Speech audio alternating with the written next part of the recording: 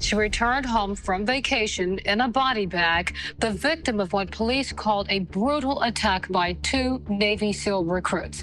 My brother, Dustin Turner, has been incarcerated for 18 years now for a crime that he has not committed.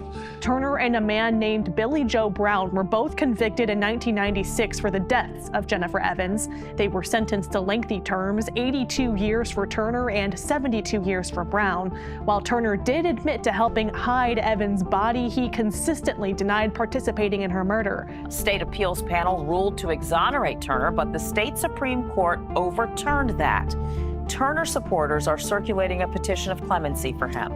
It's been a roller coaster ride for all of us, with all of our emotions up and down. And so many times we've been told that things are going to happen for us, and then just boom, they pull the rug right out from under our feet.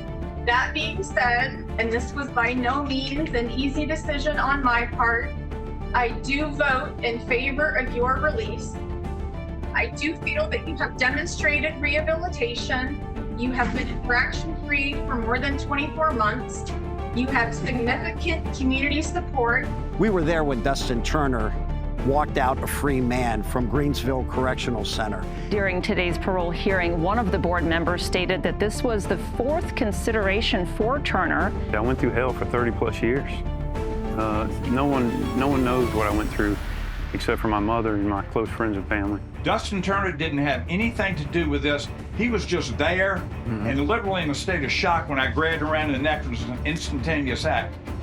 What would they have done? But he never got a chance to put that in because he never had a chance at a new trial. Well, now he's in prison again for an unusual probation violation. Turner is accused of violating a condition of his parole that bars having, quote, a significant relationship without informing the other person about the details of his crime. He's being re-traumatized by putting back in, behind bars. Man, I mean, how would you like to stand before the whole world and tell them not only were you a murderer and a liar, but you betrayed your best friend? Did Mr. Turner help you in any way in the murder of Jennifer Evans? No. Welcome to a very special episode of Real Talk. Several months ago, my team and I caught wind of the story of Dustin Turner, a Navy SEAL who was in prison for 31 years. After reaching out to him, his team agreed that he would film an episode of Real Talk in Virginia where he was staying on parole. So my team and I packed into our van, drove up to Virginia to film, but Virginia had different plans. To prison, and they're violating me. I'll tell you more later. So, like, if they have a parole hearing, and I don't know how quick that happens, but if they have a parole hearing and they decide, hey, we don't want to put him in jail or whatever, or hold him, we can do it tomorrow. Okay. So that is an option for us, but we would need to know tomorrow morning, basically. So I know that's kind of tough. I know. Yeah. We're all doing our best to not say, well, look, we drove all this way. Can we figure something out? Can you let us know? It feels like everybody's a little bit in turmoil right now because it was a complete surprise to them. Yeah. If he does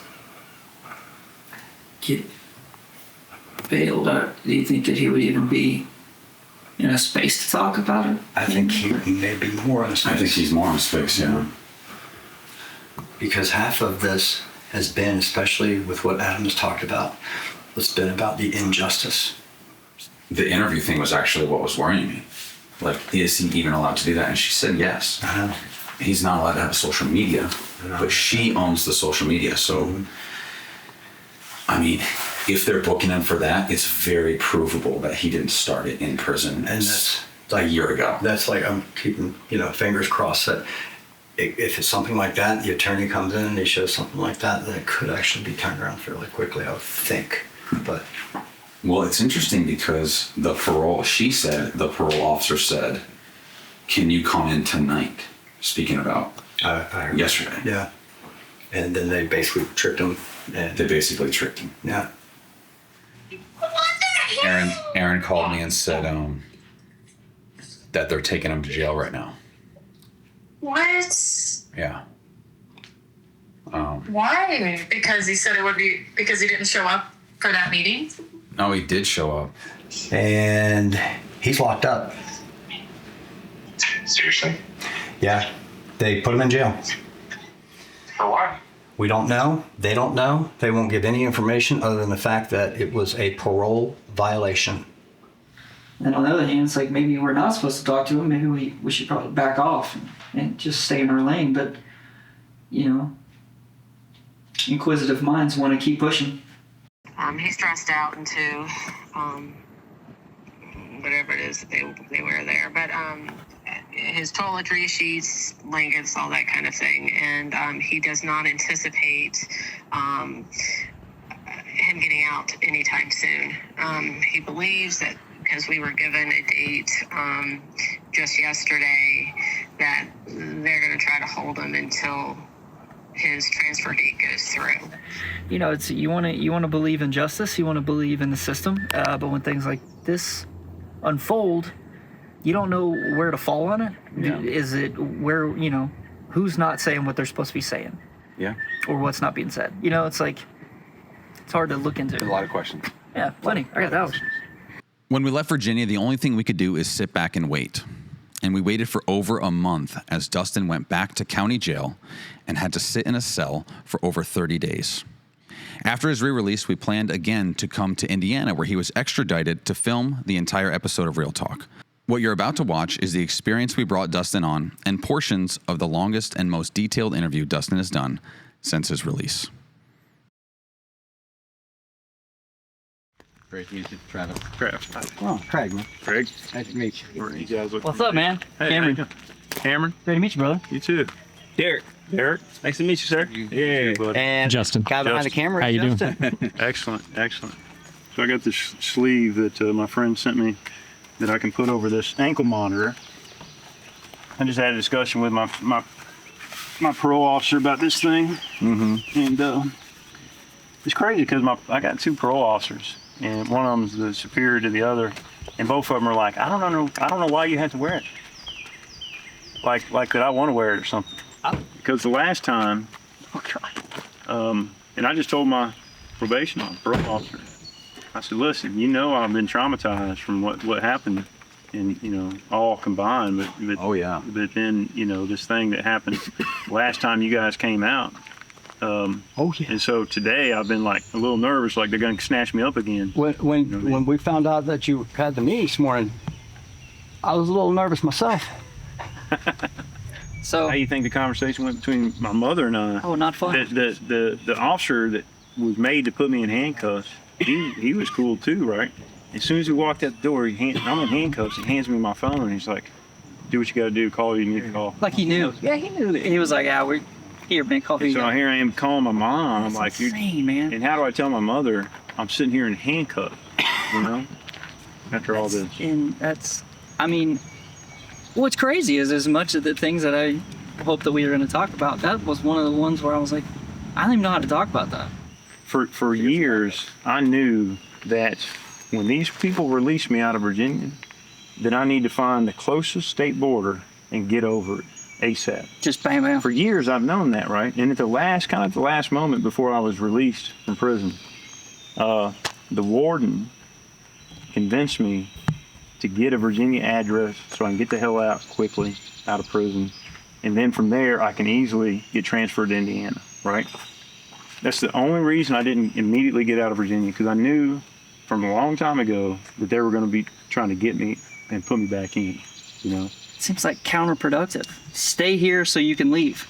It's crazy, right? But so, as the warden convinced me, if I get a Virginia address, I can get out quicker. If I have to wait for the interstate compact thing to happen with Indiana, I'd have to stay in prison for at least another month. At least another month, and then go straight to Indiana, right? And then I'm like, all right, my friend's got a beautiful place in Bath County, right? 90 acres. It's their second home. They're offering it to me. And it's absolutely beautiful. It's in the middle of nowhere. Surely they're not going to mess with me out there, right? And instead of spending that month in prison, I'll go out and spend that month there in a beautiful area, 90 acres. I'll be on this big property. I'm just, run around on on the side-by-sides and just have a blast and then get the hell out of there. Come back in. But I couldn't even do it. It's 6 weeks, and they nabbed me back up. How long did you have to stay in county? Some county jail out there, yeah. So how long was that? A month. That is the worst. That's horrible. That's worse than prison, you think? Having to just sit there because unknowing, you just don't know what's going to happen? Absolutely is worse. Yeah, absolutely is worse than prison. The environment of that jail, or really probably any jail versus prison, the jails are almost always worse. Right? And then, but everything that came with it, I'm thrust back into incarceration, and I'm so meticulous on these rules. Yeah. And as you would understand, I'm very disciplined. And even though none of these rules, I shouldn't be under any of these rules, I'm still following them to a T. Because I'm not. You just figured something out. I feel like they figured it out before they even got you loose and assigned you a parole officer. I think you're right. Yeah, well, you're not the only one to believe it. I imagine. The people, the other inmates, incarcerated people I'm with, for the most part, I'm cool with. The staff that I'm in contact with on a daily basis, right? No problems.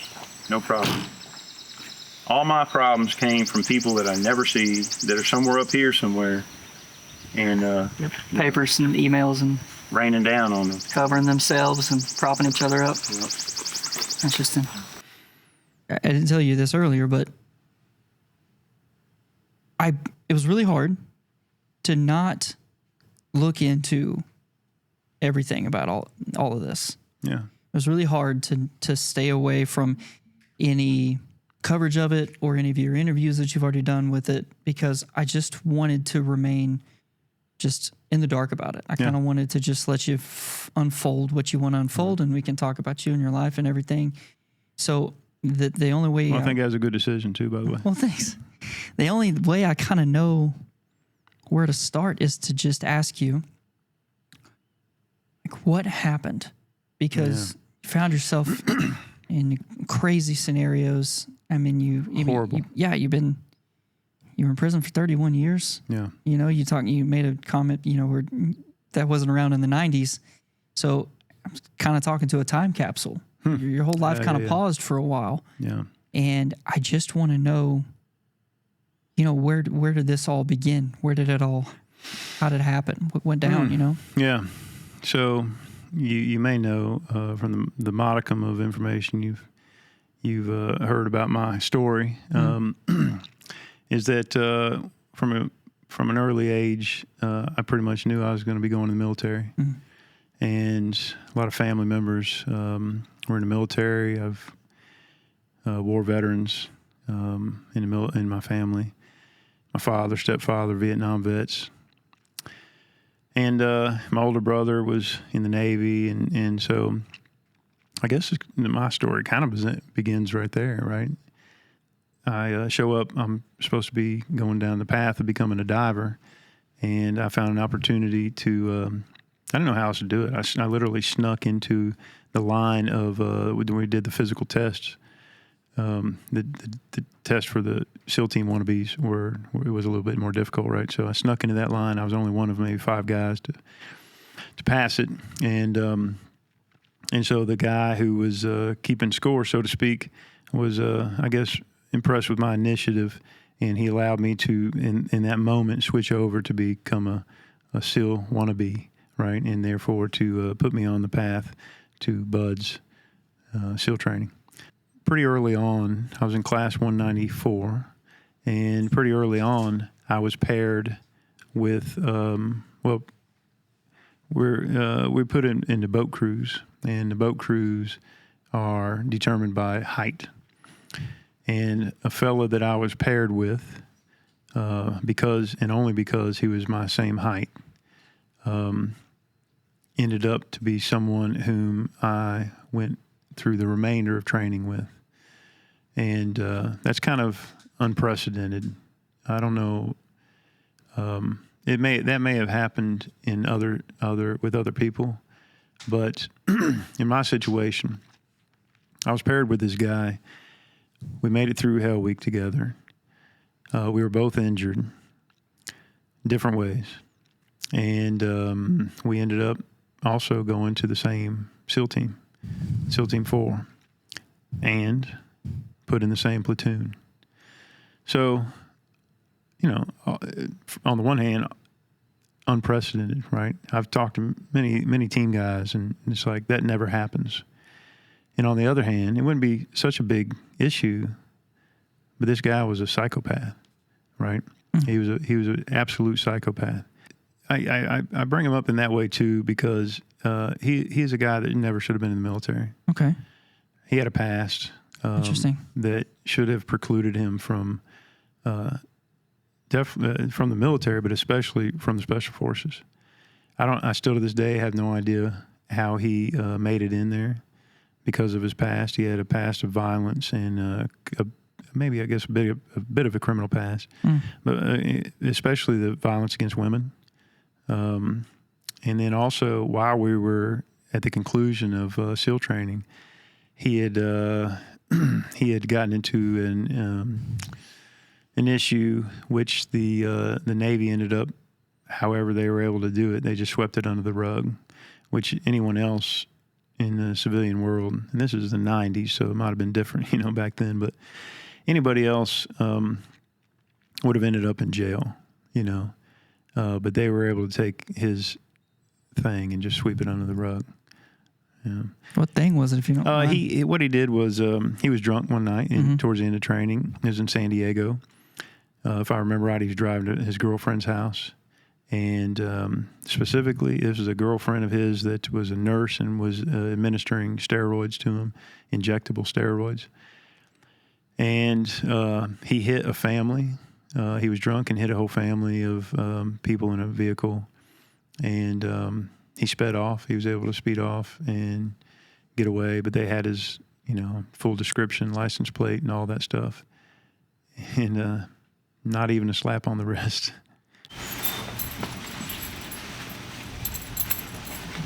Going on like a backpack. I'm saying if I've worse. Me and my man can't. we can't wear helmets because we gotta let this hair fly. Gotta let it fly. I have been in some scenarios though where I was like, I probably want to put my hair up for this one. Yeah, I do that. Hell in the work though. It's horrific and it's ridiculous. And they know it too. That's the thing. The parole officers are like, yeah, we don't agree with it. We don't think you should be under any of this. Yeah, it's kind of like, almost, it's like the military thing where it's like, if they just set the one standard for all the people, it leaves them from having to think too much. Yeah. No, yeah. You just get out and they're like, all right, everybody, blanket. Right. Don't touch anything. Yeah. Like, man, I was jaywalking. And they're like, we don't care. Yeah. But they do need to individualize my parole to me. If they're going to have me under parole, which they ought not have me under parole anyway, but if they're going to have, they need to, you know, specify it to me specifically, you know. We were in a place called Fort AP Hills in Northern Virginia doing some advanced small arms, demolitions, land navigation, land warfare stuff. We had a weekend off, and we were back in Virginia Beach doing something that was extremely normal. So at this moment, you're on SEAL Team 4? I'm with SEAL Team 4. I'm in Echo Platoon. Okay. With the platoon, we were kind of ramping up for what would be my first deployment. Okay. We had, you know, how many ever guys going through this STT, and it was leading up to where I would receive my trident, right, which would make it official. You know, you get your trident tacked on, that's when you're official.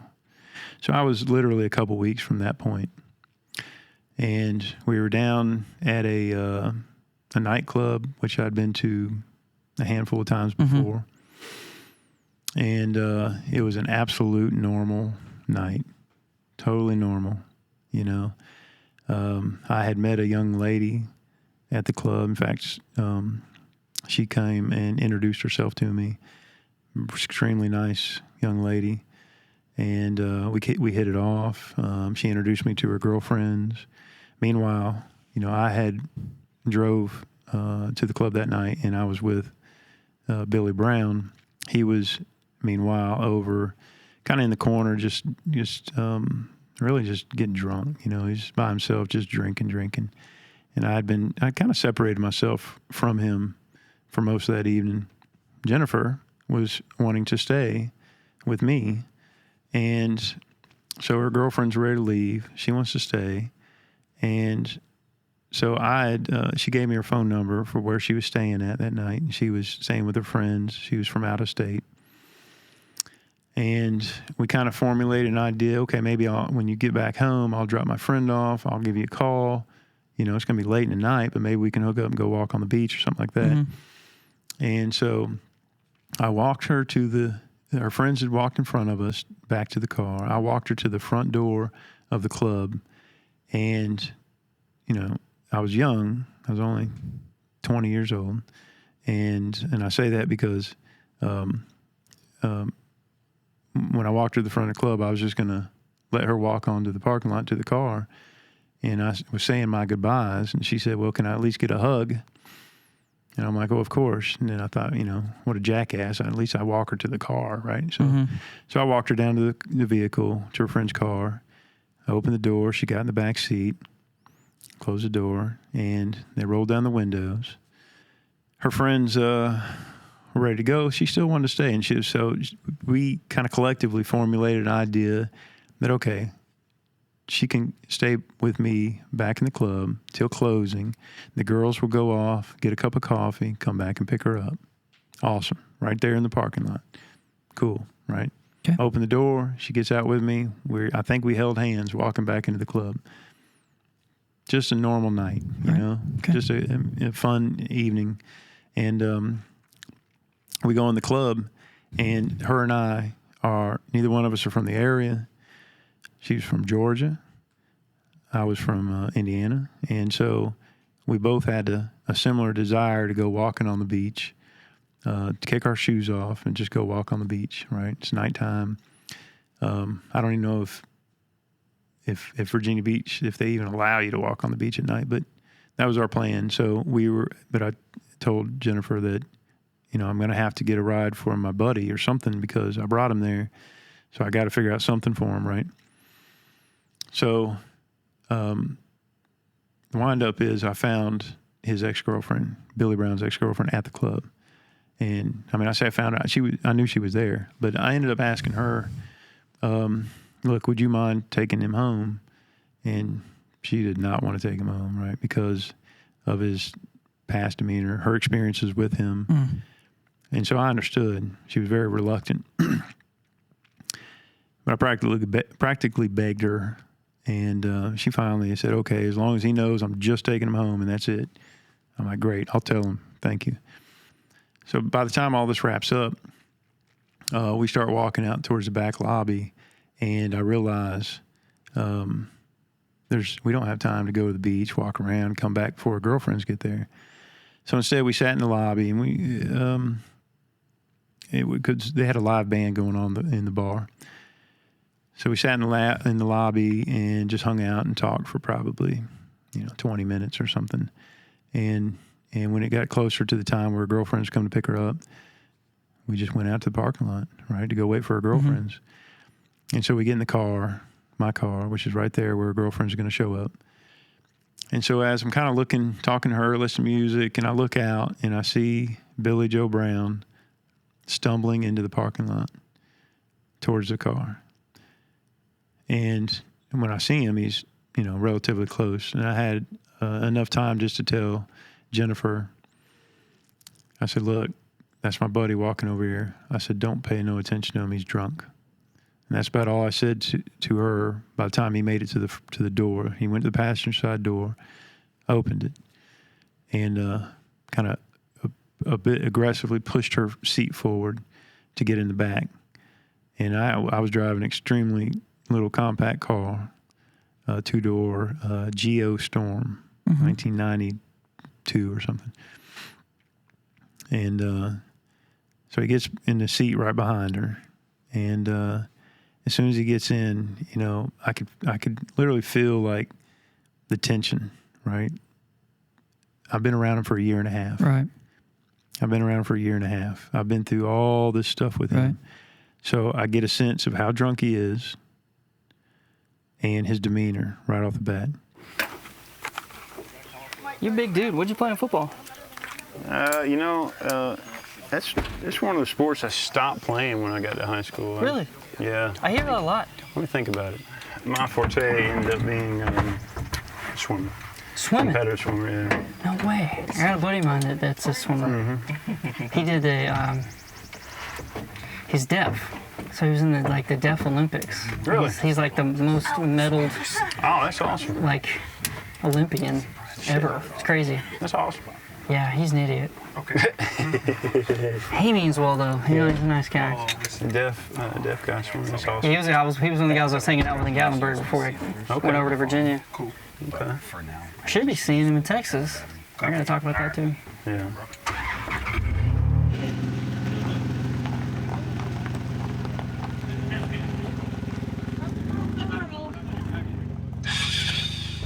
Neat little place they got going on there.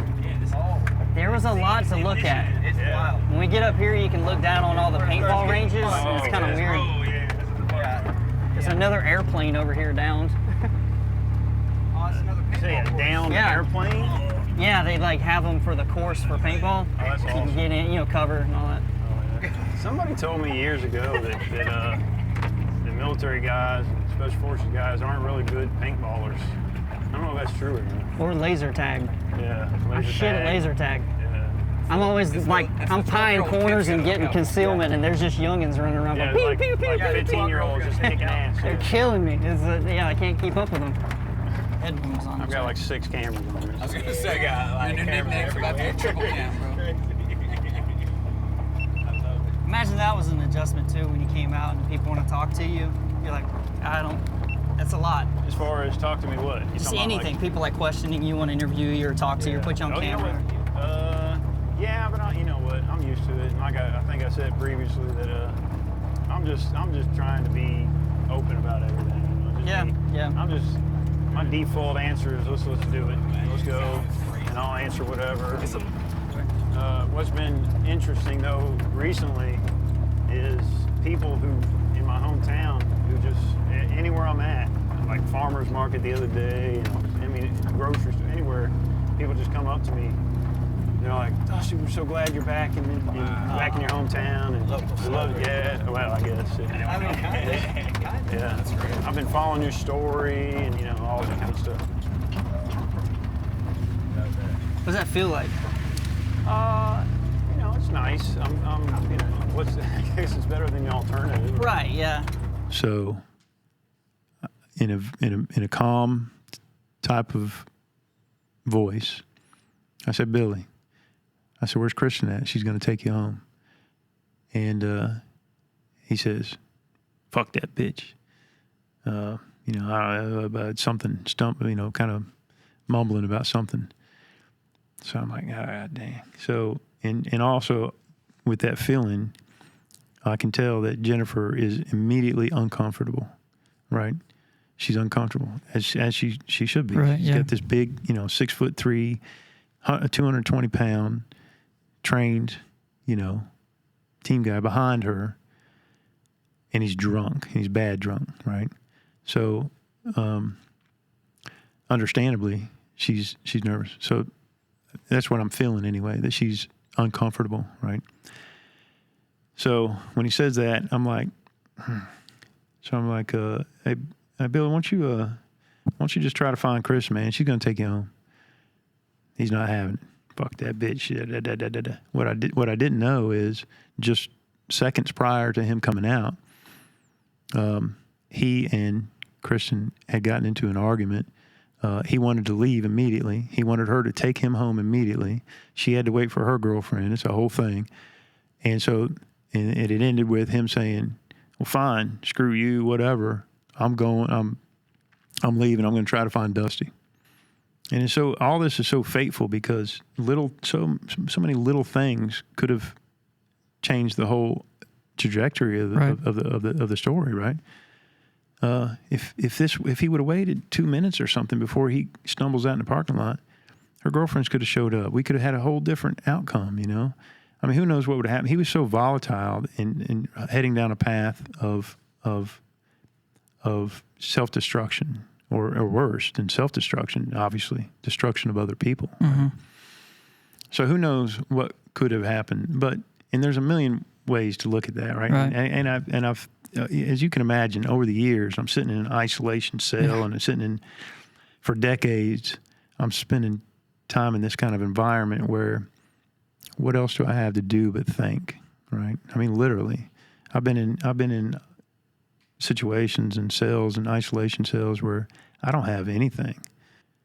I'm sitting in the driver's seat in a small vehicle, feeling the tension, feeling the uncomfortableness. I say tension, but it's just, she's uncomfortable, I'm uncomfortable, and he is so drunk. And I've seen him in the past of what things he's capable of, or at least what I assumed he's capable of, which is why I'm taking on the tone and tenor to make sure he's calm. Right. Right. So he turns his attention to Jennifer, and he makes some crude remark, right? And that was, for me, that was he'd done crossed the line. He made some crude, crass remark to Jennifer, and I'm like, I'm kind of drawing the line. He's got to get the car or something. I mean, in hindsight, if I would have known he was going to be so violent, and so quickly violent, obviously I could have done something different, right?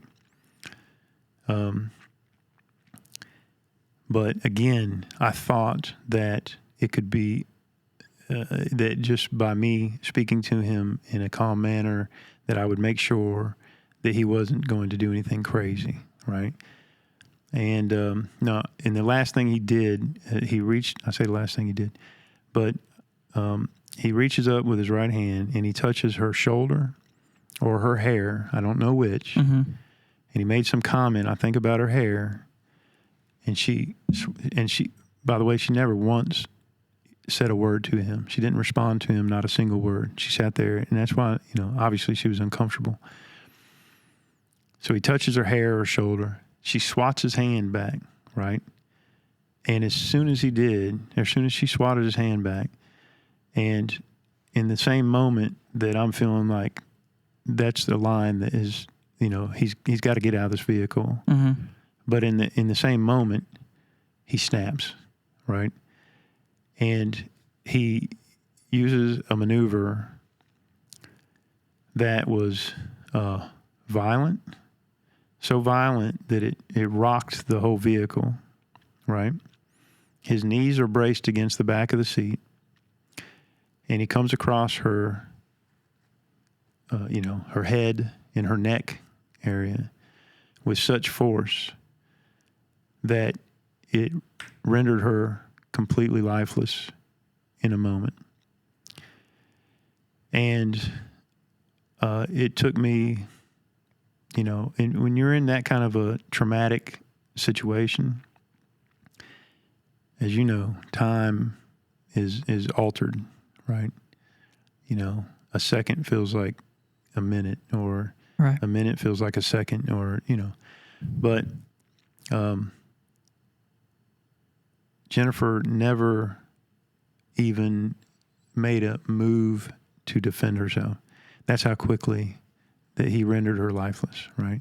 Her arms never went up, nothing, right? But when he snapped like that on her, I immediately jumped onto his arms. And I think my reaction was probably, I would assume and I would hope, probably what how any man would react. And that is to try to get his arms up off of her. She's a completely innocent young lady who had done nothing, And so I immediately grab at his arms, and I yank, and I pull, and they're locked. I literally had to dig up under his fingertips as he's, locked about like this here, right? And so I dig up under his fingertips, and I pull and pry his arms up off of her, right? And so when I did, he finally sat back in the seat, and Jennifer slumped towards the driver's side door with her head twisted towards the window. The driver's side, I said driver, I'm sorry. She slumps towards the passenger side door and with her head twisted, towards the passenger side window. Completely lifeless. And I'm sitting here now in this tiny little car. This vibrant and beautiful young lady, 2 seconds ago, is now lifeless next to me in this passenger seat. And my trained swim buddy is now sat back. Well, I say sat back. He's screaming at me. He actually started screaming while I was pulling his arms off of her. And he's saying, just drive, just fucking drive, just drive. And I'm screaming at him, just let her go, right? But when I pull his arms off of her, he's still screaming, just fucking drive, drive, drive. And this is a point, I'm in a complete state of shock and confusion and trauma, and I had no idea what to do at that point. I had no idea what to do, So it's at this point too that I know that a lot of people question or don't understand, my actions at that point, because my actions were at that point forward to protect this guy who just brutally murdered in an instant this young lady. He was telling me, turn left here, turn right there, and he knew the area a little better than I did. I was mostly up north in Fort AP Hill and then out to Puerto Rico while I was stationed at Team 4. I didn't spend much time in that Virginia Beach area, right? So I ended up on a highway. We drove. At one point, he reaches forward and tips her, reclines her chair, her seat back. Mm-hmm. He scoots to the side, like basically behind my seat, and dropped her seat down. And I drove, and at some point he actually passed out in the back while I'm driving. And I came upon a wooded area in a place I'd never known before, or seen before. I pulled off the highway. I pulled off a road. I pulled off another road. No idea where I was at. Just into a wooded area. And at some point we got out and we carried Jennifer's lifeless body into the woods and left her there. What's the number one question that people ask you after you've told that story? Of course, why did you drive, right? Right. Why did you take off driving? Yeah. That's the number one. Everybody, not everybody, but a lot of people ask that. People who, a lot of guys in the SEAL teams, they don't ask that question. They Why? know, because they know why. They know why. What's their thinking on it? They know I was duty bound to protect him. How much TV did you watch when you were in? Almost none. I believe you. Yeah. No, I went 20 years with no television. Damn. Yeah. But it was an option. I mean, I consciously made that decision. Why? At first it wasn't. No, it was a television I had was taken from me by one of the administration, right? And that's a whole story. But so they take my TV, and I'm thinking, this is, decades ago, right? So, and I'm thinking, how can I exist, especially in that environment when there's so little stimulus, right? So how can I exist without a television? And I was, kind of anxious and upset about it, right? But ironically, at the same, and I kind of see it as kind of a fateful type of ordeal, but at the same time, I had come across a book about social psychology and propaganda. And so for the first time, I say first time, you know, certainly incarcerated, I was without a television. Really diving in there. And then I have this book about propaganda, right?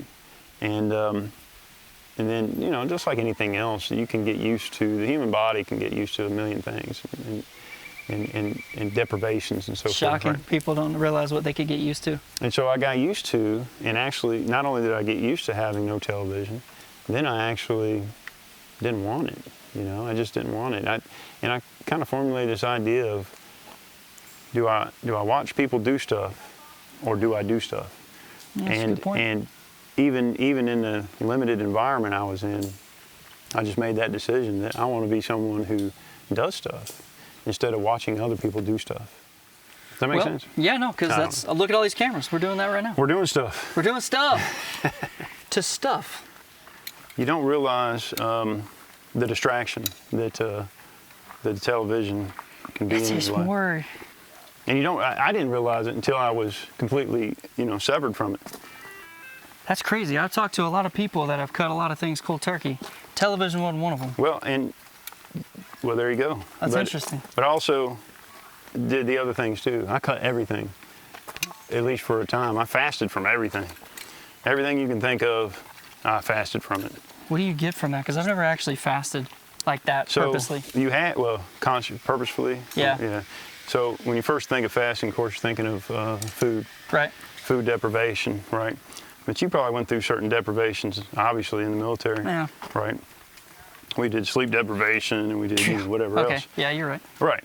But to do that consciously, right?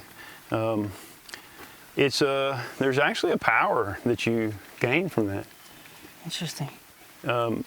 And it may sound strange, but everyone has said that same thing. Oh, do they? Okay. Yeah, I guess it's a collective understanding of, like, whenever you're putting yourself through something, so many other things seem so much clearer.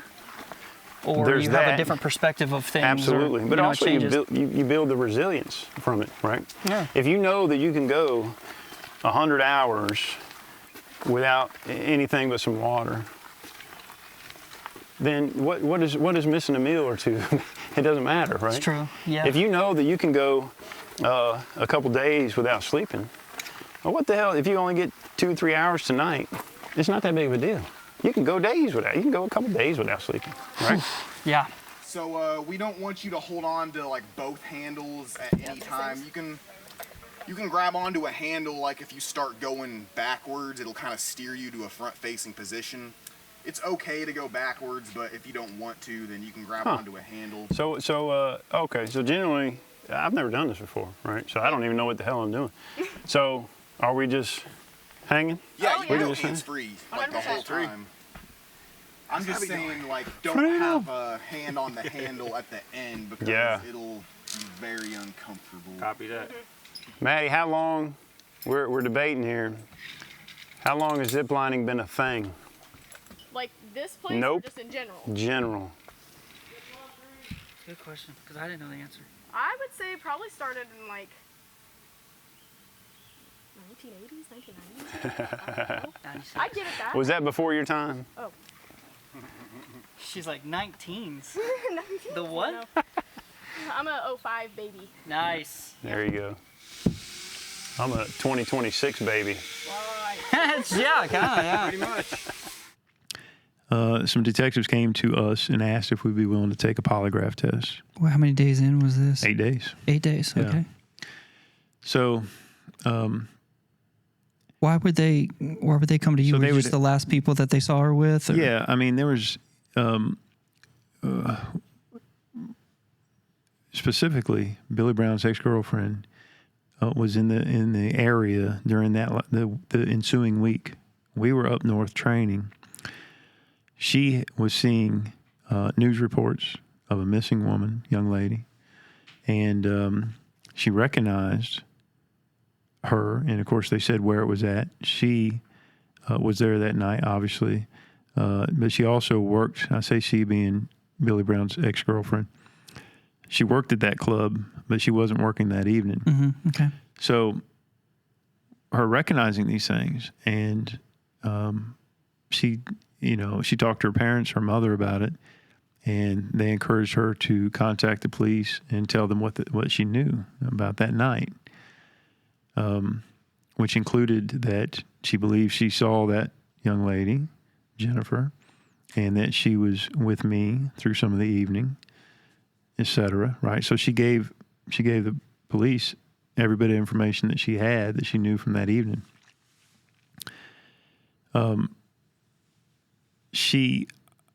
I believe, and she kind of testified about it a bit, I think that she was probably concerned early on because of Billy Brown's demeanor that night, and that she witnessed his demeanor that night. And then this girl, this young lady whom I was with, that she seen me with earlier, is now missing.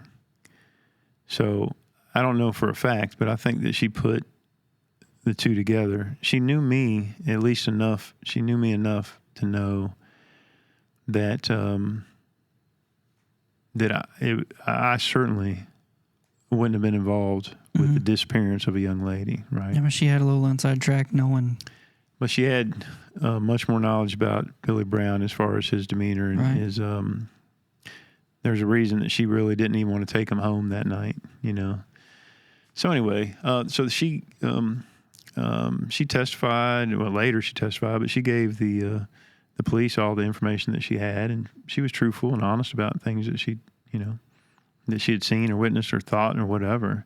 And even later in testimony at trials, she was honest about things. I think she could have been a little more forthcoming about what she knew and her experiences with Billy Brown prior, but regardless, she was truthful about everything.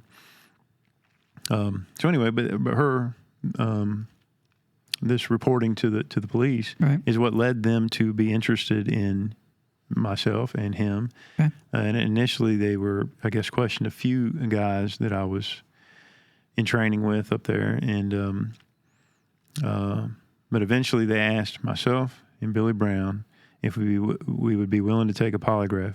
They recognized something in the story that was didn't jive with other evidence they had, right? I mean, the evidence is just, I guess, Christian's reports of what had happened. So in that moment that I was asked if I'd be willing to take a polygraph, and this I think you'll find kind of interesting, I processed and almost without hesitation agreed to take a polygraph test, right? Because in my mind, I thought, what else can I do? I'm carrying around this burden of knowing what happened, and how can I relieve myself, right? So in that moment, I had enough consciousness to believe or understand that I could take the polygraph, I could lie where I felt like I was duty-bound to lie, and if the polygraph is indeed accurate, it'll show where I lied. And therefore, the truth will come out of what happened, but I won't be responsible for having snitched on my partner, right? Okay. Does that make sense? Yeah, I see what you're saying. So, but in my mind, this is it was the only way. I'm duty bound to protect. He knew, and I knew that there was a code, as he later refers to it, the seal code. There was no written code. There was no acknowledged code, but it was still existent. And he knew it, and I knew it. So he knew I couldn't just roll on him and tell the detectives what had happened. He knew it. But indeed, every place on the polygraph in which I lied, it showed that I lied. And so the detectives knew from that polygraph, and by the way, when they were going to hook him up to polygraph. He just refused. He wasn't going to take it. But the detectives knew from the results of that polygraph the basis of what had happened that night. And so they came to me with kind of a good cop, bad cop routine. And they wanted me to say it out of my mouth, that what had happened. Mm-hmm. Right? And I was still refusing to say it, even though I gave them the information via the polygraph, if that makes sense. Kind of by proxy, like you're like, you see where I lied. You extrapolate the information. They told me. They even pointed to it. They're Right. like, it's obvious that Billy Brown killed this girl. It's obvious that you know what happened. It's, you know what I mean? It literally showed every spot where I lied on the polygraph. So, but they obviously wanted me to voice it, and they wanted more information, right? So, I refused. However, when one of the detectives had come to me and talking, just kind of, and I know it's a tactic, but just trying to humanize, just trying to connect human, and was telling me about Jennifer's family and, you know, how the grief. They don't know what happened to her. She's missing. You know, she's a 21-year-old young lady vacationing in Virginia Beach, and she's missing. They're heartbroken. They want to know what happened to their daughter, right? And so it is. That's really is the first time that I even contemplated her family, her loved ones, and that was, you know, that got to me. Really, it did. How? Listen, I'm just a normal guy, and you know, I thought about my own family, you know, and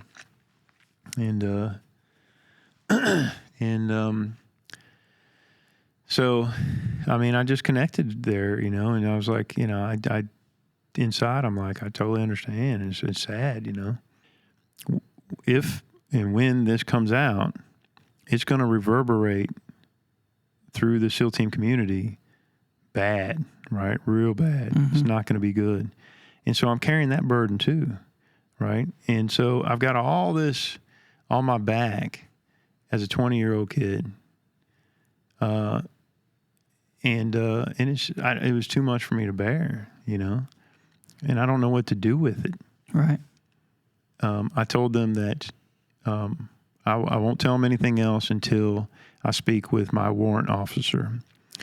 And my warrant officer, who was in the lobby of we were in the FBI building in Richmond, FBI field office in Richmond.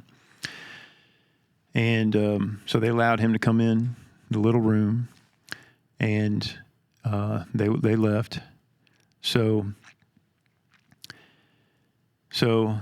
when my warrant officer comes in, I simply said, listen, I know things about what the detectives are asking me about.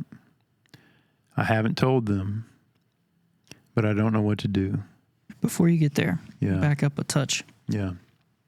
What was your feeling after you, basically when the detective showed up, because you knew, man, this is about to get bad?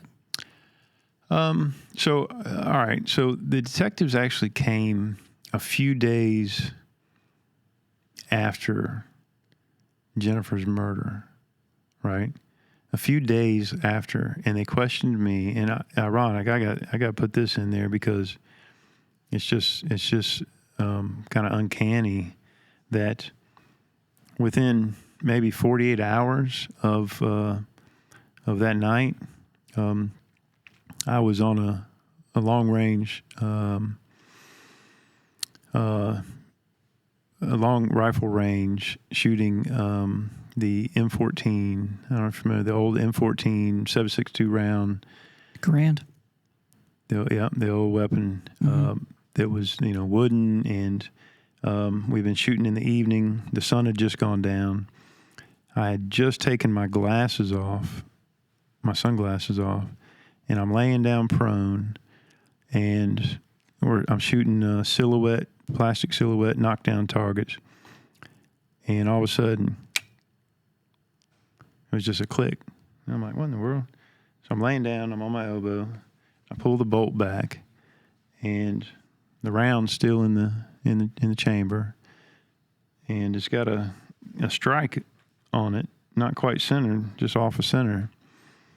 And I couldn't figure out what the hell just happened. So for some reason, I think just in the days prior, guys were talking about some faulty rounds that had been in some of the boxes, right?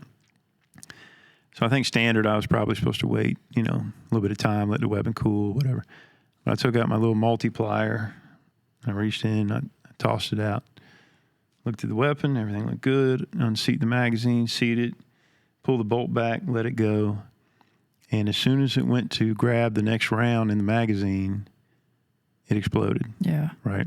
And I'm sitting with it about like this. And so the face of it's about right here. And when I let it go, it explodes, right?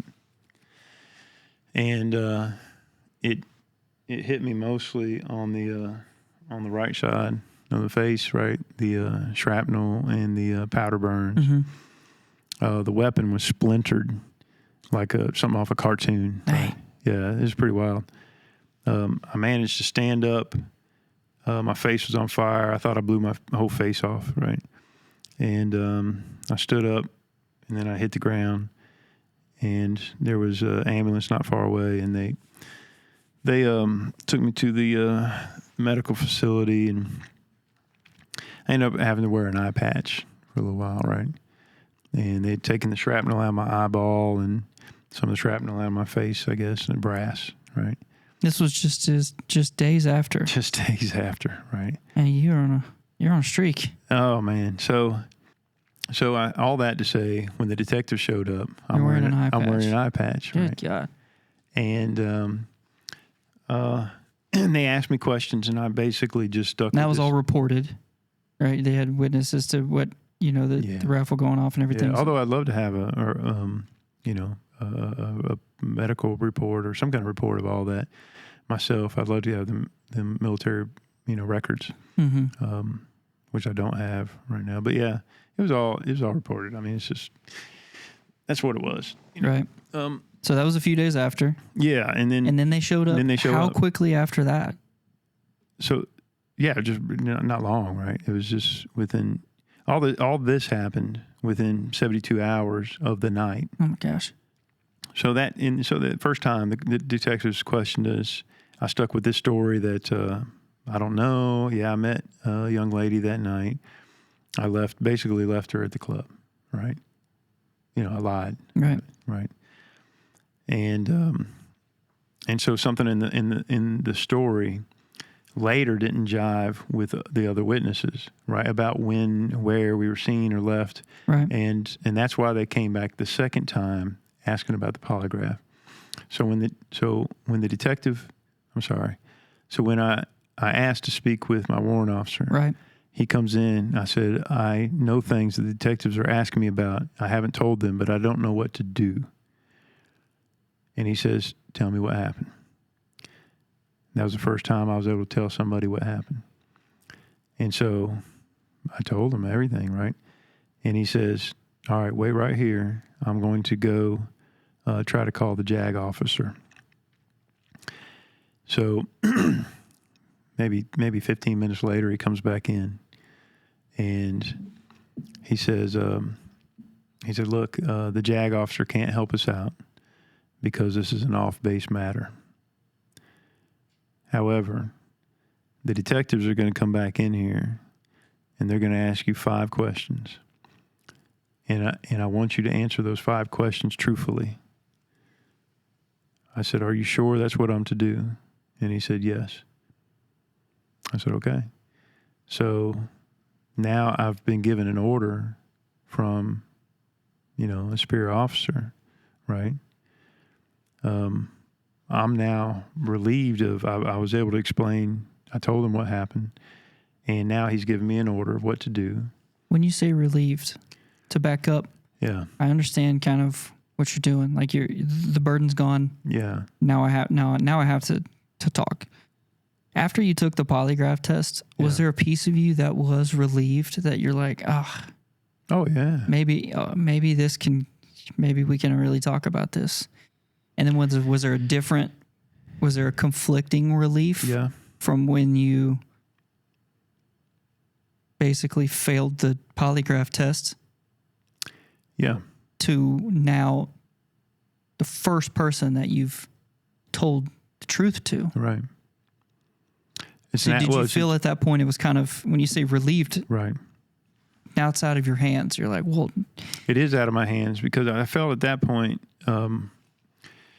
this is a warrant officer, a long time Navy SEAL, right, an older man. I'm 20 years old.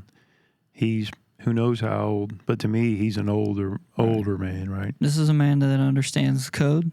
He understands. And he all understands of it. swim buddies. He understands all of these things, and even he said they're going to ask you 5 questions. That's correct. And I want you to. So answer what them. happened was, I don't know exactly what happened, but while he was out there and said he was going to call the JAG officer, and he comes back in that interim, he was no doubt approached by the detectives who said, "We already know what happened.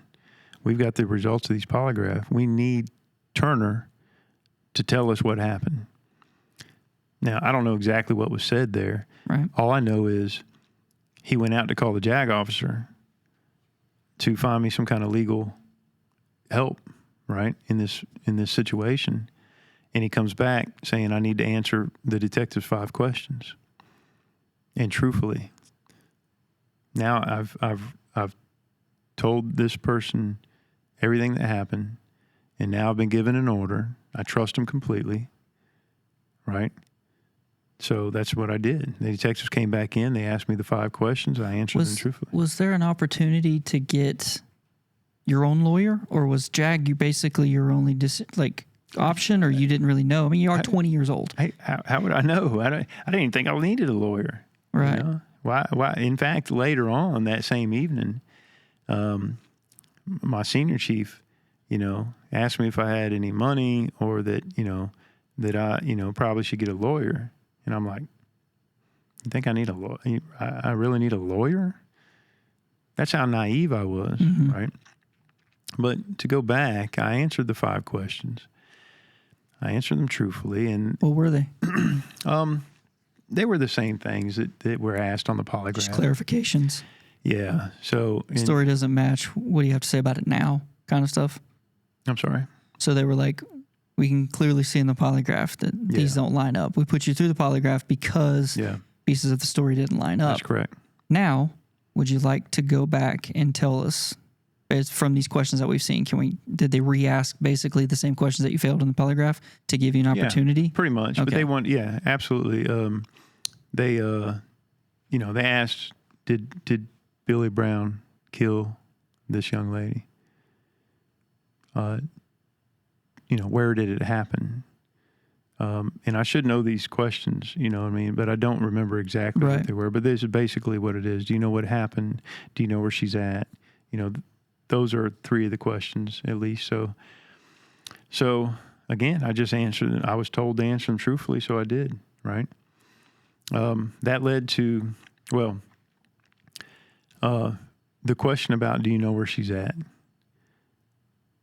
I didn't really, because I just didn't know where the hell I was at, right? So they asked me if I'd be willing to draw a map.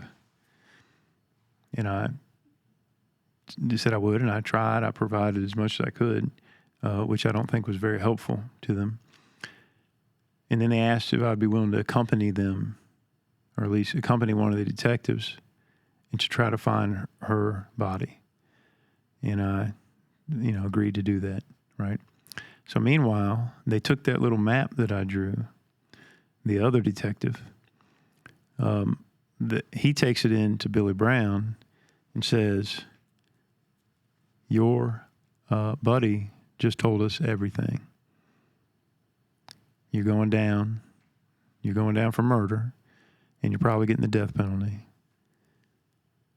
And today, Billy Brown says that he was so incensed that I broke the SEAL code that he felt like, therefore, I deserve to go down with him. And so that's when he told them a different story. So he's in there basically throwing you under the bus. Absolutely. You're out with your warrant officer Yeah. and an FBI detective? No, he's state? No. He was a state Virginia Beach detective. State Virginia. Okay. So you're out with these two guys with your hand-drawn map, basically. Yeah, the hand-drawn maps with the other detective showing to Billy Brown, right? Regardless, yeah. So you're out we're trying out to there. retrace your steps That's and your exactly drives right. and your turns. That's exactly right. And we get there, and the three of us split up in the woods. How quickly did you find? I mean, did you start from the club and then kind of go somewhere? No, I don't remember how we ended up on that spot. The turnoff, I remember the turnoff, and it's still in my mind. I turned to right, and there was a light. I turned to another right, and I went down a dark road in the middle of the night, and there was a freaking like a fire trail or something, literally a dirt path that went off to the left, and so. It's still in my mind. Who knows if it's still there? But I was able to kind of take him back to that general area, and then the three of us get out the vehicle. We split up, and we start combing through the woods. And it was actually the detective that come upon her, and he notified myself, my warrant officer. We're different areas in the woods combing around. And so then we traced back to the car, and he said, well, look, I got to call the forensics teams to get down here. And we waited until that happened, and then we left. The three of us left again. We went back to the base at AP Hill, right? He dropped us off, and then that evening, in the meantime, Billy Brown's already in handcuffs. He's already under arrest, right? He's been under arrest at that point. So that evening is when, one of my other officers, a senior chief, not an officer, senior chief, he's like, I think you probably need to get a lawyer. And I'm like, a lawyer? And also I'm calling my mother, and I'm like, I can't tell my mother exactly what's going on, but I'm like, I'm in a horrible way. You know what I mean? I witnessed something horrible, and I could tell her little things, but I couldn't tell her everything, right? And then we got word from my commanding officer from SEAL Team 4 that he wanted me back at the team the next morning, and that I'm to report back there early in the morning. So that's what we did. I think it was maybe my senior chief and myself drove back to Virginia Beach the next morning. I'm sitting in a waiting room, maybe 8 in the morning or something, waiting on my commanding officer to come in. And he does. He comes in, but he's shaking his head, and he says, Turner, he says, I hate to tell you this, but the NIS are here to place you into custody. Who's counting? Cheers. Everybody 1, 2, ready? 3, go. 3, 2, 1. Yeah!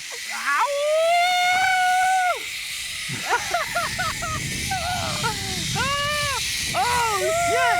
I am cooking! Oh, my God!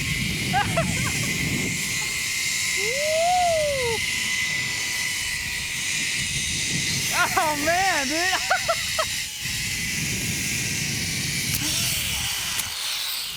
Nice! Oh, man! That thing cooks! Hey, man! All right. Definitely get moving. It get to a point where I was like, I am hauling ass. That is awesome.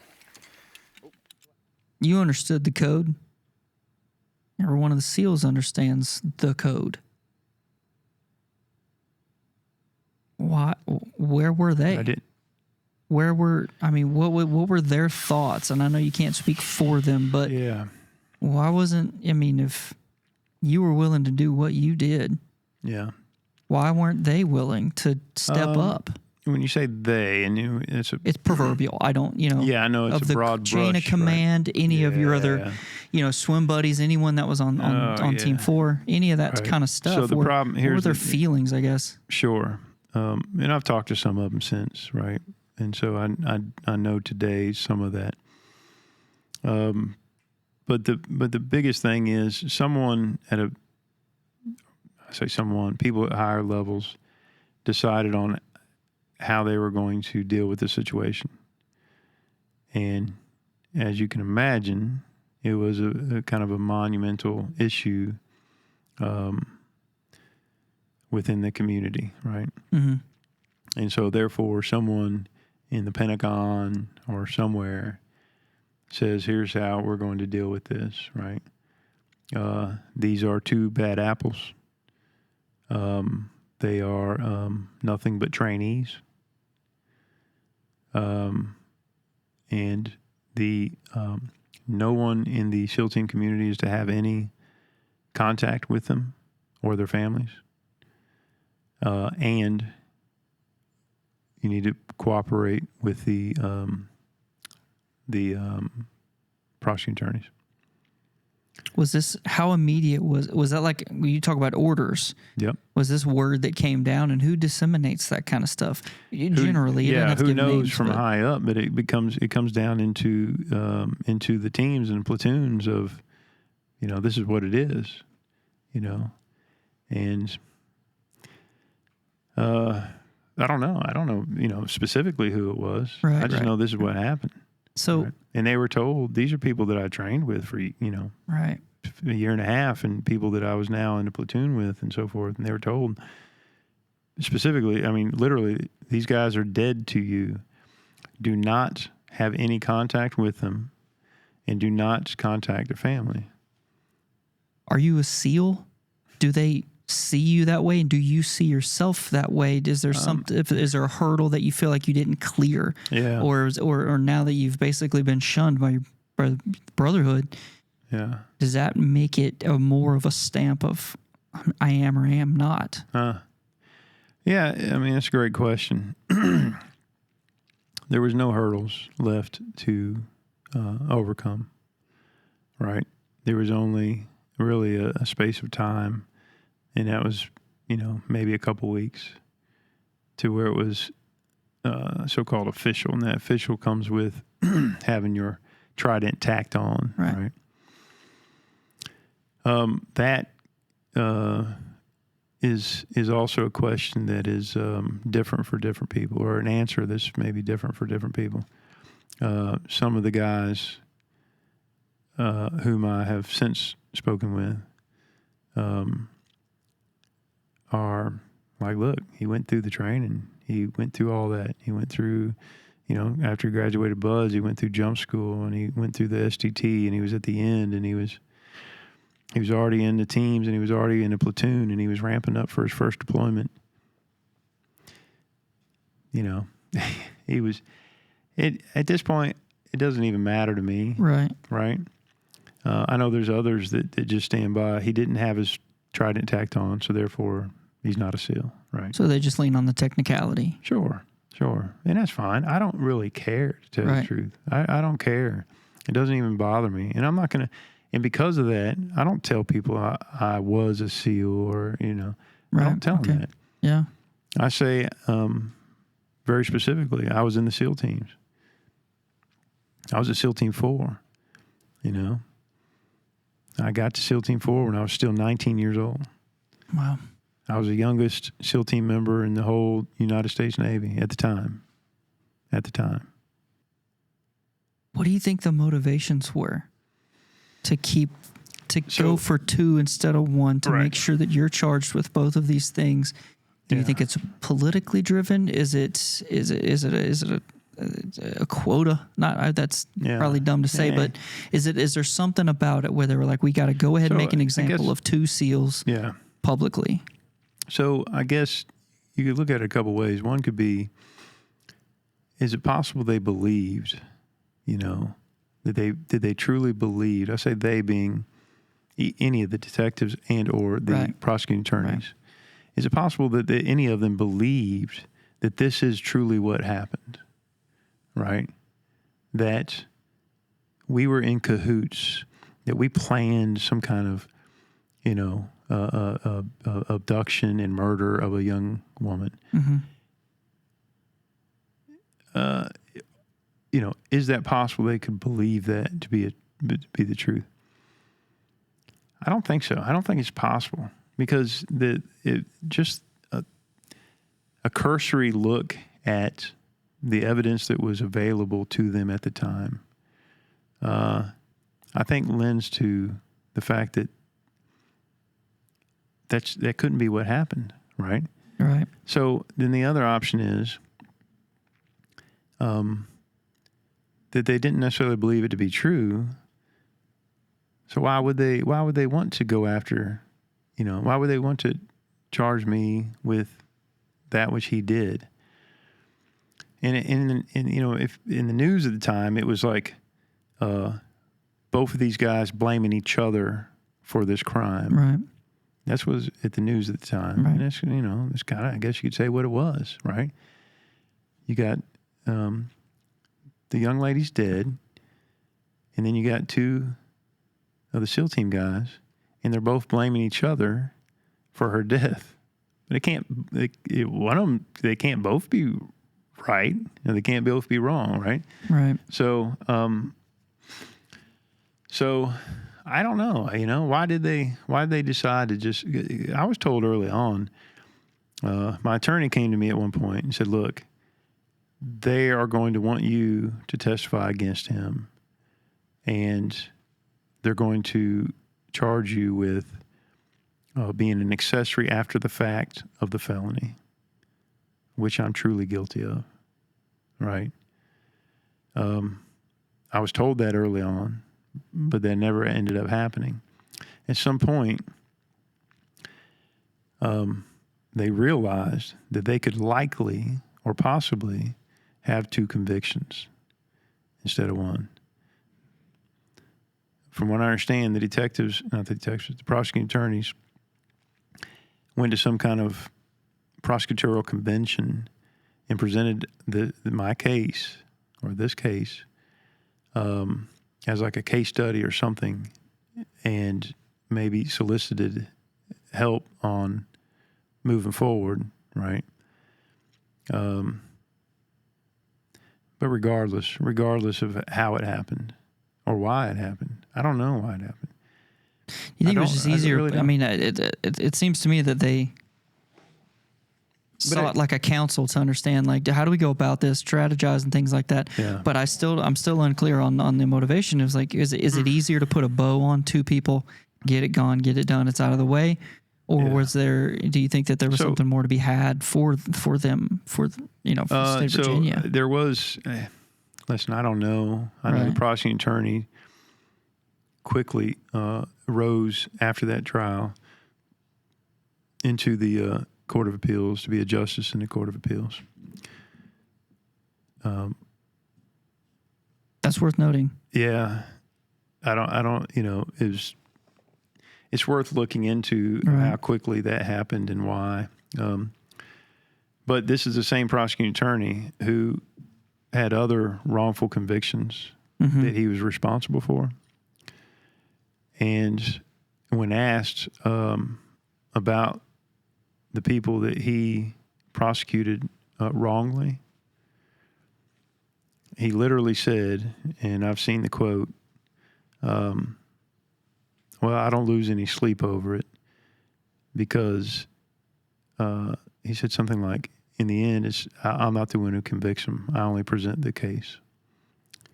On the one hand, the individuals involved, they don't want to admit fault. Right. Okay, we get it.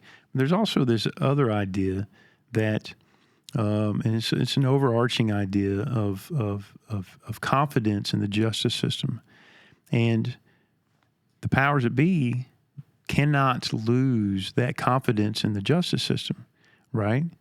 So at some point, they hold on to these convictions, even if they know them to be wrong, because there's a concern that it will upset the confidence in the judicial system. Right. Yeah. Right? They have a code too. They have a code too. Yeah, you're right. I've hit the golf course out here twice since I've been out. Really? Yeah. How is it? I think I measured success in like how many balls I didn't lose, right? Me too, same. So from the first time to the second time golfing, I did a little better. Lost less balls. So. That's all that matters. Yeah. I don't golf because I'm good at it. I golf because I'm bad at it. It's like if I had it mastered, I would just not do it anymore. You know what I mean? Golf's one of those things where it's like if you suck at it, that's probably best. Just go out there and have a good time. Buy some Walmart balls and hang out with your boys.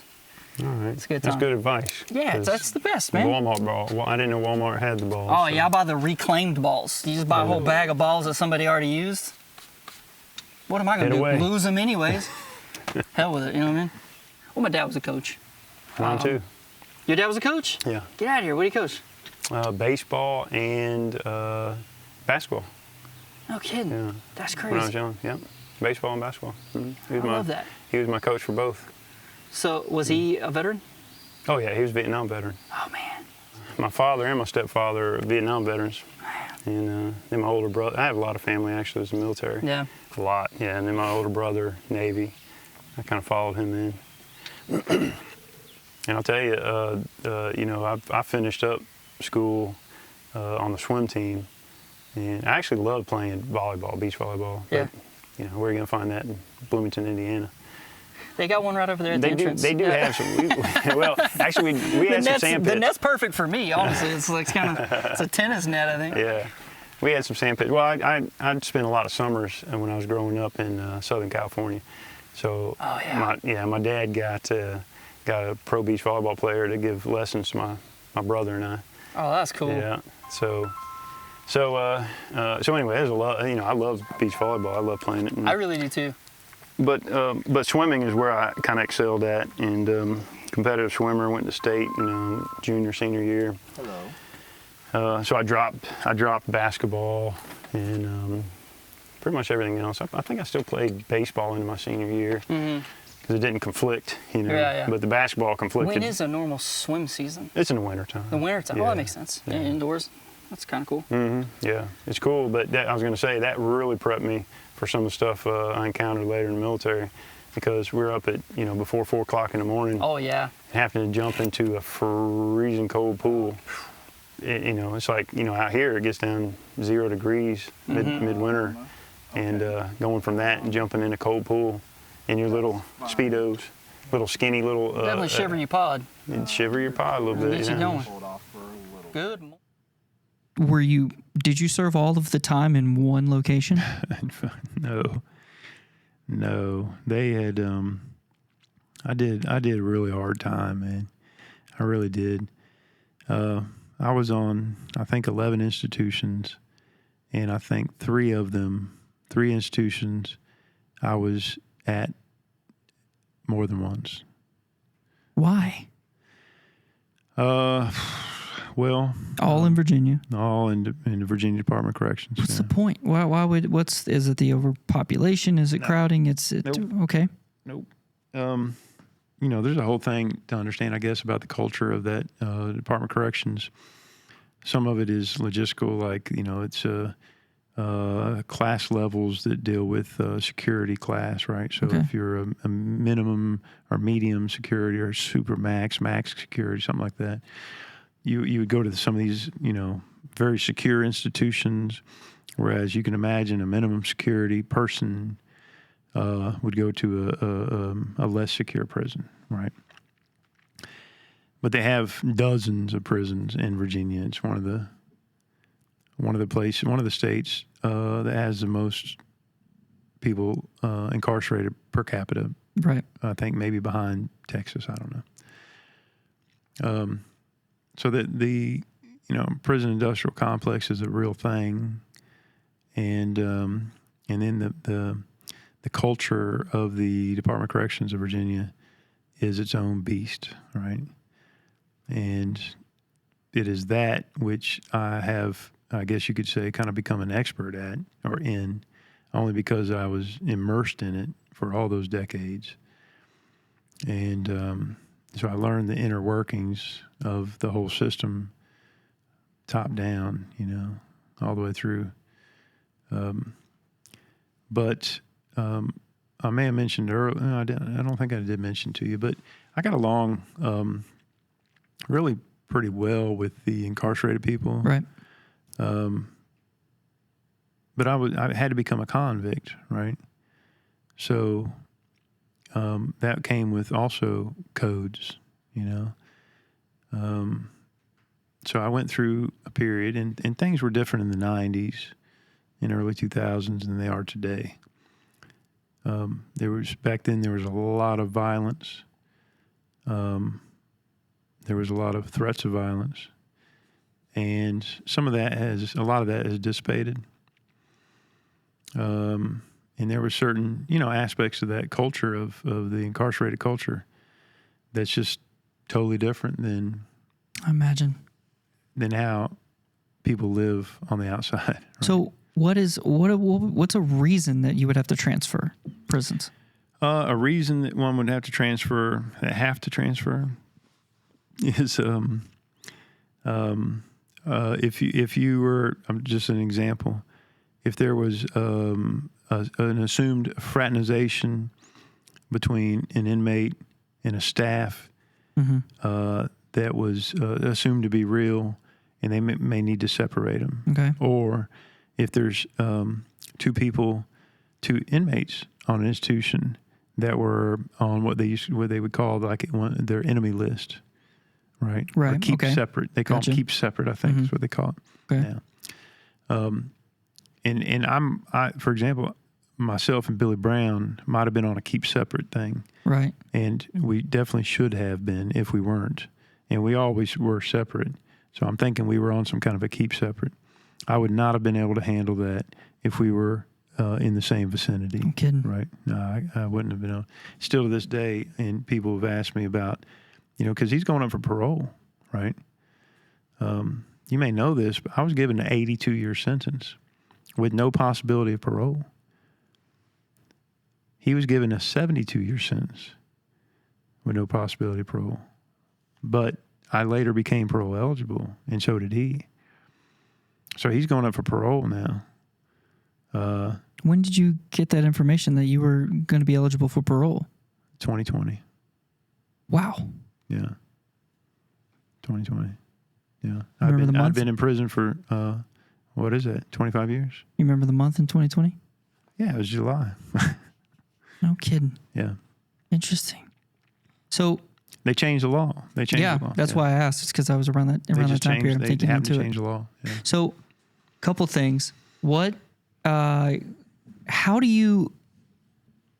quickly do someone ask you why you're in, and how do you respond to something like that? Yeah, that's not generally a normal question. Really? Yeah. Because when you're in prison, you kind of gauge people by, it's just like, listen, it's no different than out here, right? Mm-hmm.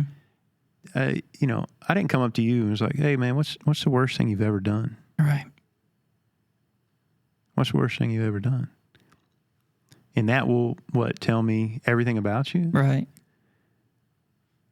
No, it really won't. Instead, I can, over time, especially if we're living in this space right here for months or years, I'm really going to know your character a lot. Right? True. So it doesn't matter about whatever one act, whatever it was, that one act, and there may be a lot of other acts that you were never even convicted of. You know what I mean? Mm-hmm. Because there's a lot of people in prison that they weren't convicted of most of the things that they've done in life, right? Mm-hmm. They were just convicted of something or whatever. But, and then you have a lot of people that are actually decent people. I mean, like really decent people in prison, Just found themselves in some bad decisions. Yeah, bad decisions. Bad scenario. Yeah, who knows, right? So it's life. It's just like life, right? Speaking of like living together and being a part of, it's just basically a community. And I know that there's pockets of communities. Was there ever times when you had to, survive? Yeah, there's times when you had to strategize on who you sat with or who you talked to or did you get recruited by people? Like, what is that culture like? So you always had to, all that was ever present, right?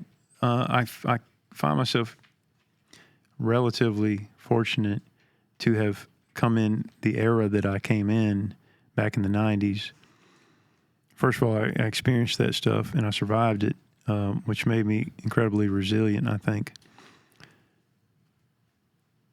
But also, it was a time before all the gangs started forming, right? Okay.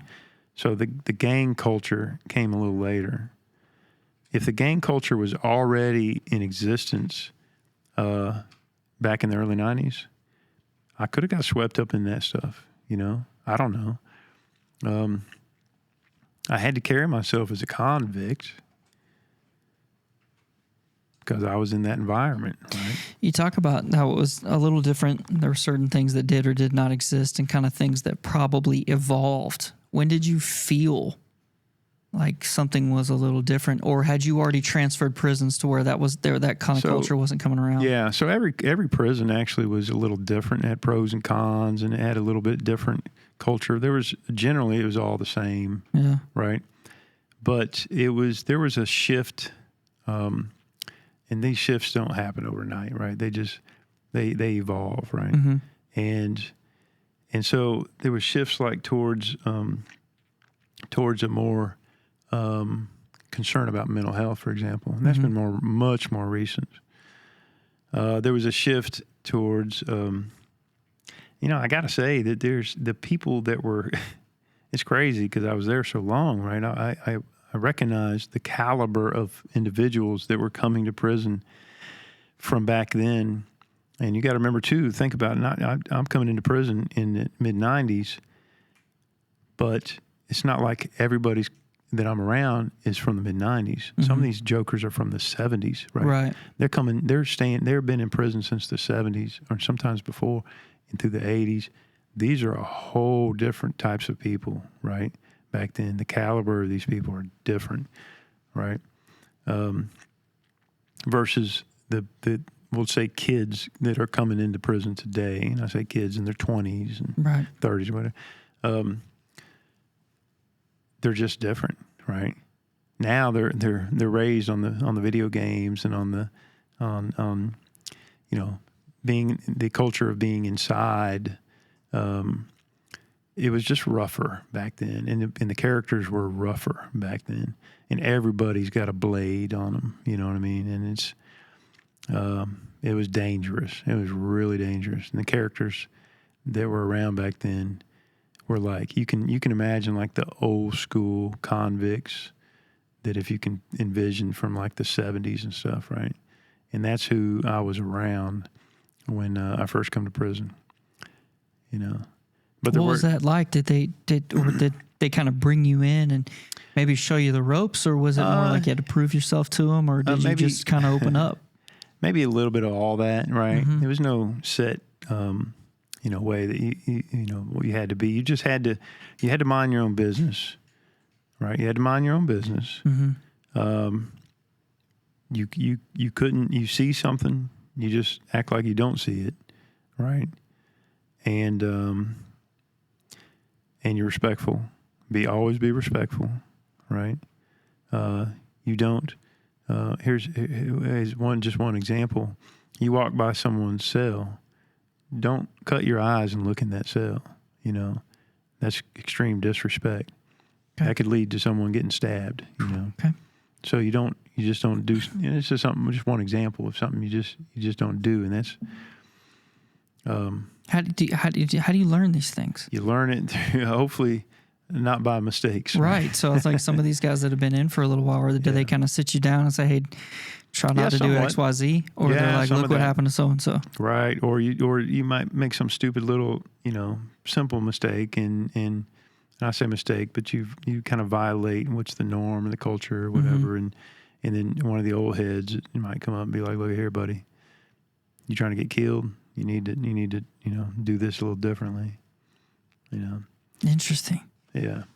So again, a lot of that has altered over the years, Yeah. Well, I don't even know how to ask about such a culture shift in a vacuum. There's still the violence. Listen, there's still the violence there. Right. People are still, they're still getting stabbed up and stuff, but it's not like it used to be. It's, I used to be concerned back then, and in every single moment, I wouldn't, like, if I was going to wash my hair, I couldn't close my eyes, right? I could close them just for a brief couple seconds or something, but it leaves you too vulnerable.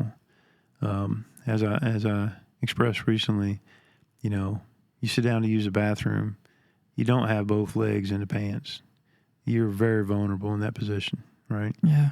So it was little things like that, you know, that I just had to always be hyper aware of stuff. Do you think that hyper awareness kind of came with time or with experience, or do you think that maybe through your training you were a lot more aware of things and you kind of put some things together that someone may have not told you? No, the latter is absolutely true. My military experiences aided in my, it's crazy to say, aided in my transition into prison, right? It allowed me to be more prepared for what was to come. Did the fact that you were in the military, regardless of your status or the type of training that you had gone through, did it kind of put not necessarily a target, but was there a lot, did that bring attention to you, unwanted attention, having been, in the team? Yeah. How did that progress? So it was different at different times and different people, and generally, I would say generally, it gave me some respect from guys. Okay. Generally. Yeah. But more so, it's not about what any titles that I had or didn't have. It was about how I carried myself, right? So some guys that may have known that I had, particular military training, they might have felt a measure of respect for me, right? But more so, it was just how I carried myself that is what gained me the respect. Right, you got nothing but time to sit in there and talk and or watch each other day in and day out. So you make a lot of judgments off of posture, off of proximity, off of what it is you're watching, because people watch. That's right. It's a big one. So yeah, and early on, I didn't notice that really. But a lot of the old heads, they might just stand up on the rail, up on top tier or something, just stand there and just watch. Just watch what people are watching. Watch what people do, watch what they watch, and watch, Interesting. Yeah. Did it ever get you in an interesting scenario where there was guys that maybe wanted to, I want to try, you think you're a SEAL? Yeah. Yeah. How'd it go? Generally, I gained the respect of the people around me. Just, and I had to do what I had to do. Right. But I was never a malicious person. Right. And I never sought to be violent or anything like that. You weren't the aggressor? No. And I asked that because you mentioned the fact that you have been in solitary before. And you mentioned the supplies that you had, and that was basically all you had, plus your thoughts. Would you make the assumption that I had done something to land me in the solitary? No, that was my interesting question, is because I'm naturally, it's all the things that I've read, looked at, and understood, kind of trying to extrapolate from that. And I've understood that sometimes people can get maybe solitary for being around a scenario that's going on. I've heard, being in close contact with something happening. Yeah. So, I used to put two and two to figure out, you're a SEAL. Yeah, they're going to go after a SEAL. Like, how did that stuff probably had to go down hard? Almost every time that I was put in solitary confinement, it was not for having done anything wrong. And it was just more so of just who I was, right? And interesting. Again, how so? When I said that the people around me, the fellow incarcerated people, I generally had a fine rapport and good respect there.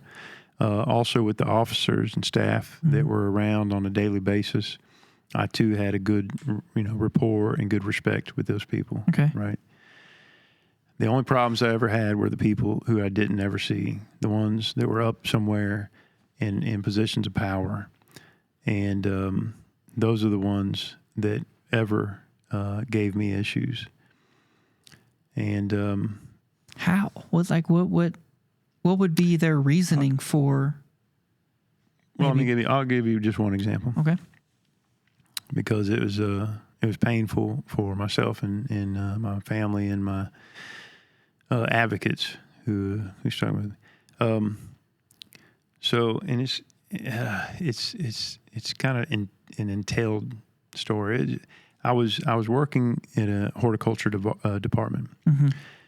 Over the course of some years, I've been working there, and I had gained the trust of the staff around me, and again, the inmates respected me and all. I kept when I say I gained the trust, over time they pretty much allowed me to just run the department. Okay. Right? And so I was, handling the budget and doing all the orders, and I was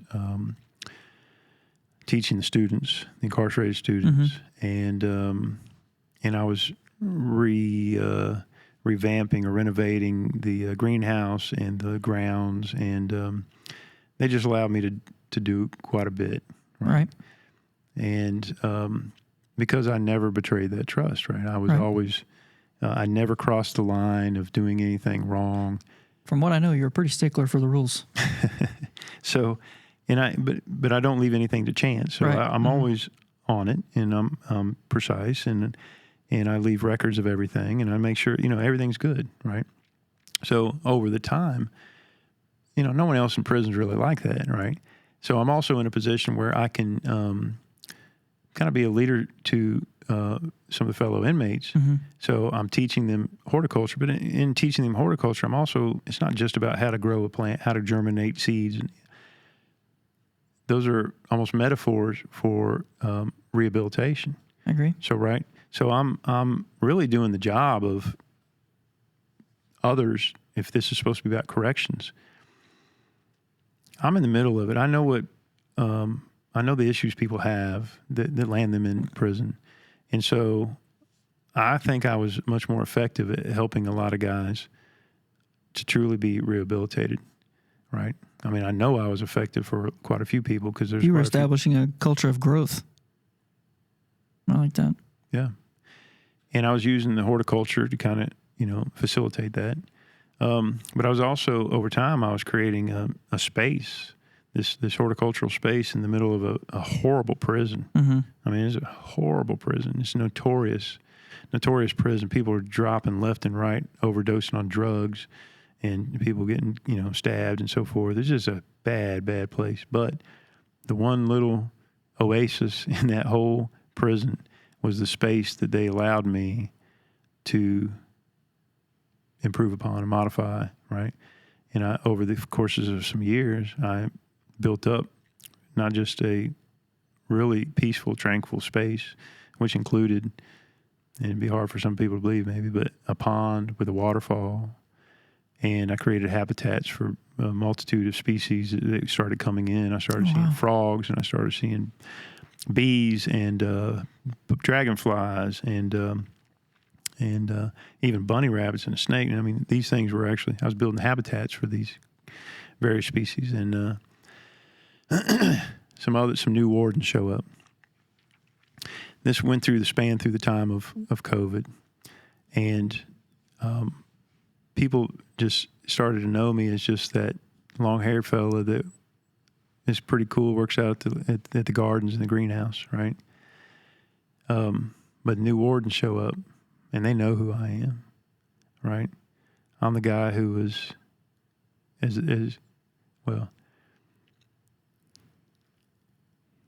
when they end up tricking me and putting me on a van straight to a Supermax prison, right? And as they're putting me on the van, the three chiefs of security of that big prison, they come up to me, and I had a rapport with them, and they're shaking their head. They're like, "Damn, Turner, I didn't know you was a SEAL." And I'm like, "Major, that was 30 years ago, you know." And he's like, "Once in your heart, always in your heart, you know." He said, "Just keep that positive attitude where they're putting you at." He sent me straight to a Supermax prison. Hadn't done nothing wrong, you know. Just put me in a van, shackled, handcuffed, 9 hours away. Later, the wardens had told someone that they felt like I was just too comfortable. All right. So I'm going to go down first for this zip. It's like a pendulum. You guys are going to zip down. You're going to go past that platform, and then you're going to come back. And there's a big step ladder that I'm going to use to get you guys down. Cool. Awesome. Not going to be quite as intense as the first one, but Hey. it should still be a good time. Safe travels. It's a different one. That's all. Yeah, that kind of. We got about halfway through there. I was like, we are really moving. Yeah, that was awesome. I was actually kind of like, this is nice. We're really cooking. You got to jump over the cable. Did you get any trees going down? Hell I had a couple. I knocked a branch or two off. We wouldn't have been this safe in the military. No, they are very. I was impressed. I was going to mention it. Yeah. We just would stand up here. We absolutely wouldn't have been this safe. We weren't this safe. What am I talking about? No. You guys are good to go. Oh, shit. Oh, we're good. Yep. Well, I think you're going to count us off on this one. No. Let Cameron. Okay. I'm going to 1, 2, 3, go. Are you going to push off or just fall off? I'm doing what you're doing. Oh, let it ride. You grab it. Okay. Okay, now we're good. Cooking. All right, here we go. 1, 2, 3, go. Oh, whoa. Ow.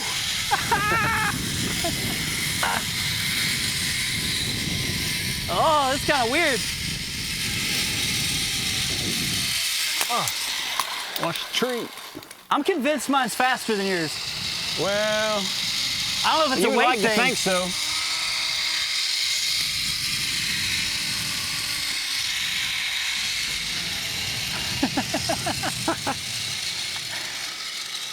Oh, man. It's kind of nice. I'm convinced these things didn't exist back in the 90s. Huh? I said, I'm convinced that these things didn't exist back There's in the 90s. no way. I'll catch you in a minute. Nope. I'll catch you later. I don't know how we're going to get you, buddy. We'll figure it out. We're going to make it happen. Click. All right, I'll get out your way here. You good? All right, there's a step. Oh, that just keeps going up. Do you feel like because you were so straight-laced that went against the grain? They were used to dealing with people that they could get things from and vice versa? I mean, you're the only one that maybe caught on to that idea because all around me were guys who were just every day in the midst of just doing what we call just doing dirt. You know what I mean? They're all getting high. They're all trying to steal stuff, and they're doing just, I'm not saying everybody, but there's just so many people. And I'm in this prison that's just horrible. People, their physical well-being is just diminishing, almost like on a daily basis. The food's horrible there. I'm over there growing organic vegetables, and every single day I'm making salads like this. And I'm also, my extra produce, I'm just giving it away to people. Right? And that's the only thing that helped me survive through some of that time. And I'm ordering people don't even know this, right? That I had this kind of access, but I'm ordering any kind of seed I want to order. I took this whole area and created literally an organic grow space, right? And I was turning out like yards of compost, my own compost. I created a compost bin, 15 foot by 5 foot by 5 foot, and creating organic compost by the buckets, and so what's my point? So I'm seeing these people around me just diminishing. A lot of them doing drugs and just horrible drugs. You wouldn't even call them drugs; they're like chemicals, right? And then here I am, just totally walking the line, right? I'm not doing anything out the way, and that's the kind of what they do to me. It's kind of like the cop that doesn't turn in the money Like no cop wants to work with them. Right. So the guy that I doesn't facilitate in the exchange of dirt, right. Pardon the pun, you're in horticulture, but the guy that doesn't deal in dirt is the one that they hem up. Right. Because they can probably get something out of the next guy that comes up to that. Yeah, I don't want to position. read too much into the motivations. Yeah, hey, I get crazy. The motivations of some of these people, right? But that's what they did to me. It was wrong. That's but terrible. I'll Well, it tell you sounds like what, you're very proud of what you built there, and that was more the thing that they took from you. It is, but one thing, and I told my instructor, my horticulture instructor, good guy, right? Really good guy, just a human, just a normal human, right? And I wrote him a letter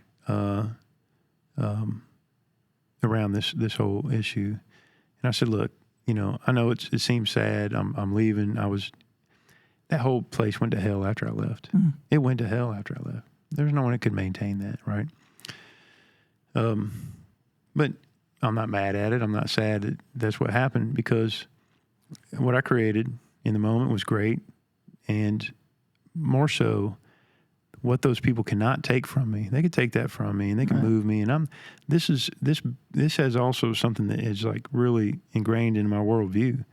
Is tomorrow they're going to snatch me up. They're going to snatch me up tomorrow, and this is how I've had to live like this for a long time. So when they came in Virginia and snatched me up again and put me in jail, this is what they do.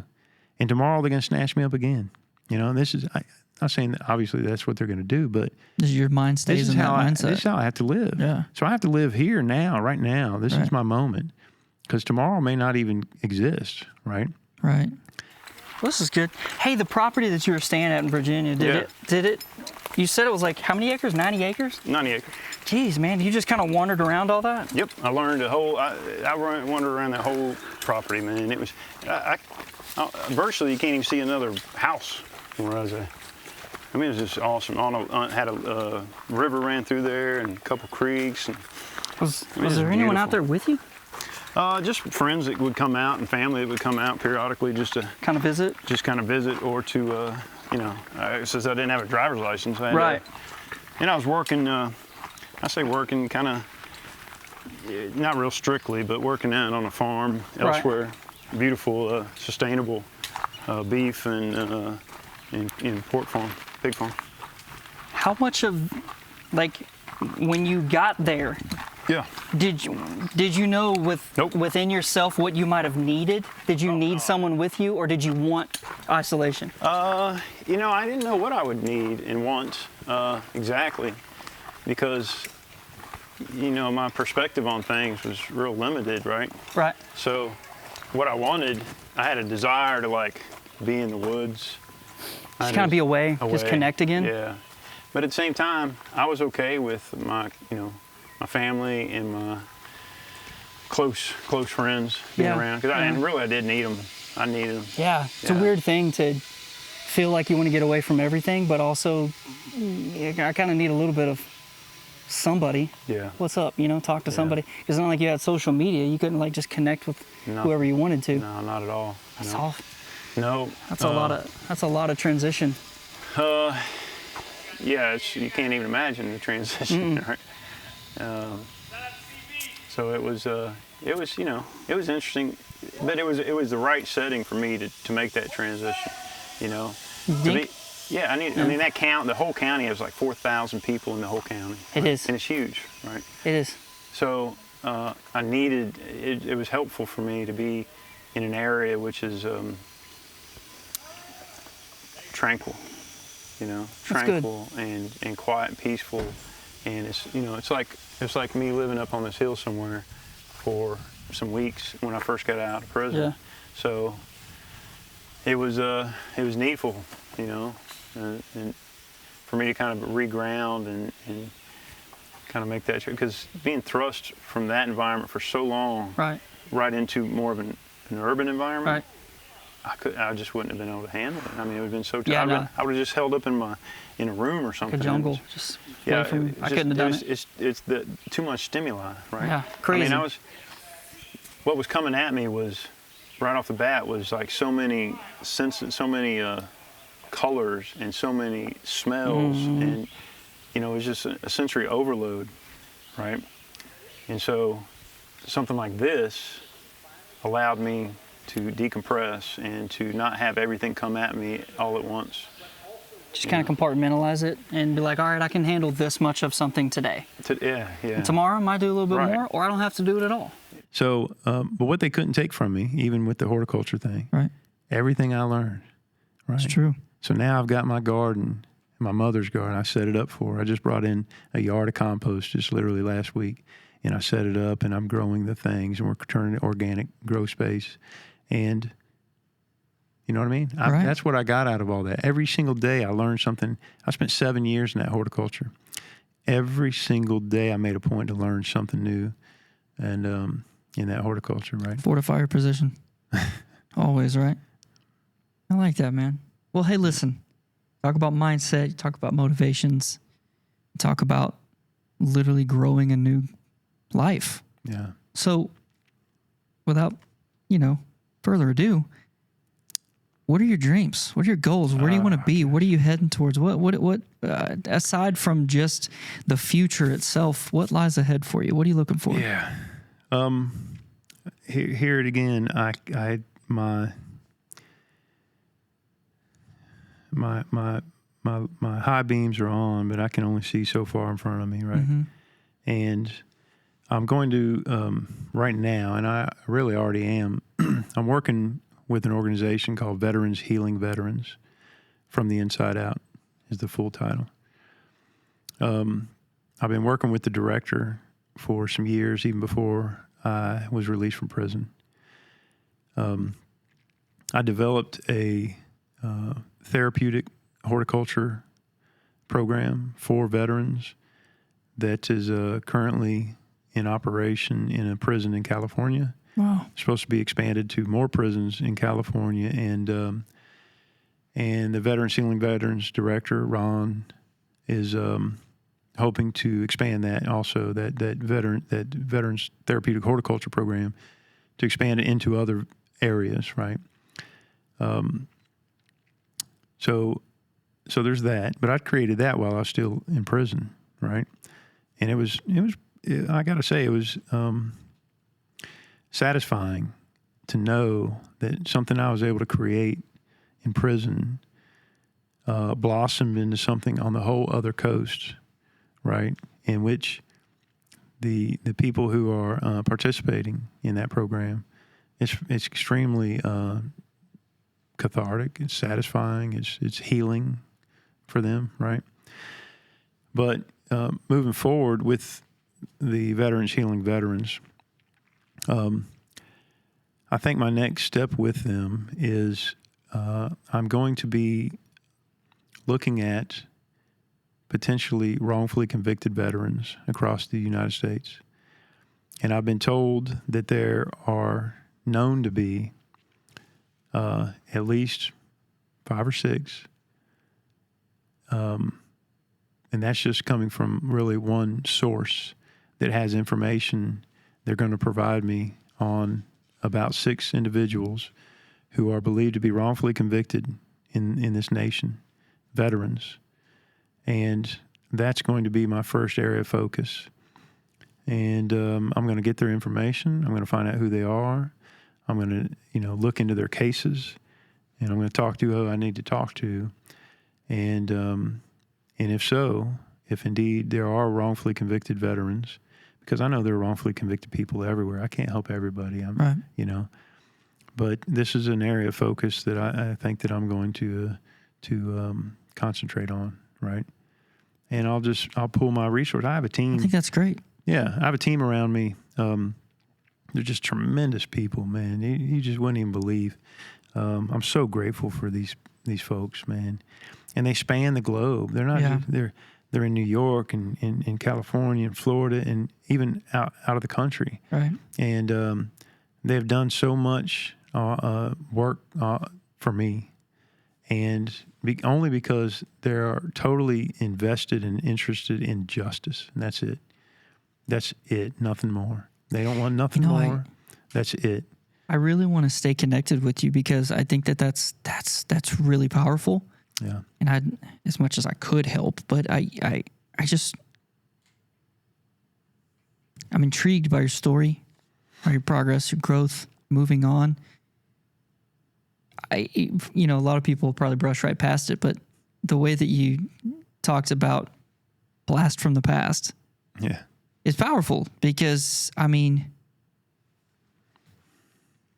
you went in as a kid and you grew as an adult in a very, very different environment, and now you've come out after 31 years and you got a lot ahead of you. And I like your analogy with the headlights, but you can't see past them.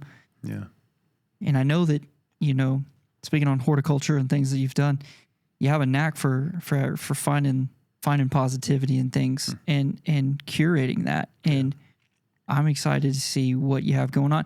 And by the way, speaking of being surrounded by an amazing team, here, RealTOC, the crew, just thank you, man, for hanging with us. We went through some interesting rides to make it to right here. Right here. And I just really thank you for sticking it out. And huge shout out to Chloe, because you're actually in the midst of basically doing a documentary about everything that you're going through. And I want to thank you for bringing us in on that as well, which is, it's what a journey. I mean, if someone asked me, what'd you do today? I'd be like, I don't know how to tell you. It's a lot. So with all of that having been said, and I know you got to get out of here, so I just want to give you, number one, thank you, and number two, final words, man. Yeah. What you got? Whatever you got. That's how it was. And tomorrow, I might learn how to use a card when you go and get gas into a vehicle, or how you even put the thing in the vehicle. Some of it obviously is consistent with 30 plus years ago. Right.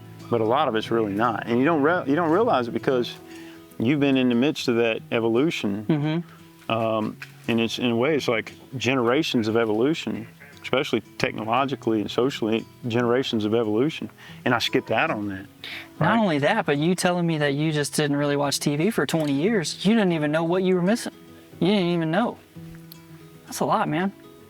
You can't imagine, and it's difficult for me, the simple things that you know and that he knows and everybody knows, and I just don't know. And I feel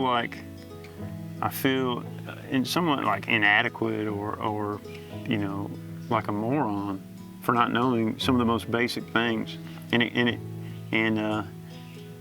we might be at a store or a restaurant or something, and my mother, I might be with my mother, and she would say, trying to teach me about something like a little child, and it's embarrassing.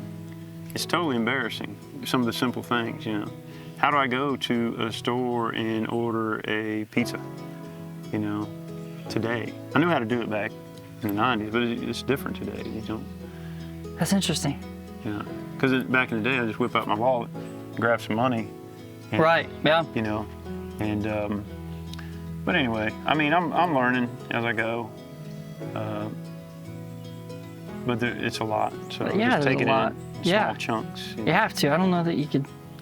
There's no training course you can go on and learn how to do debit cards and iPads and stuff. It's interesting. I'm not there yet with the laptops and stuff. So I don't blame you. Well, we were pretty somber today, right? Yeah. In this conversation, and I generally am a little more upbeat, right? And I'm generally, we were talking about some heavy concepts, right? We did, yeah. And so we had a good time ziplining.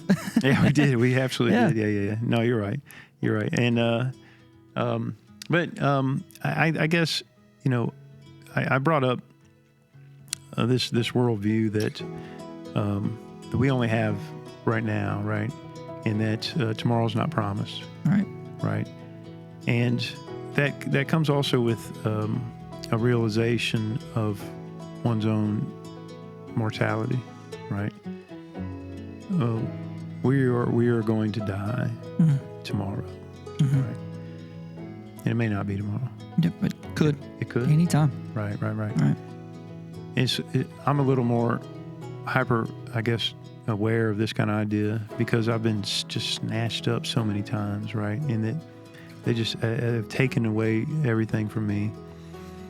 And and I don't know that they're not going to do it tomorrow. Right. You know.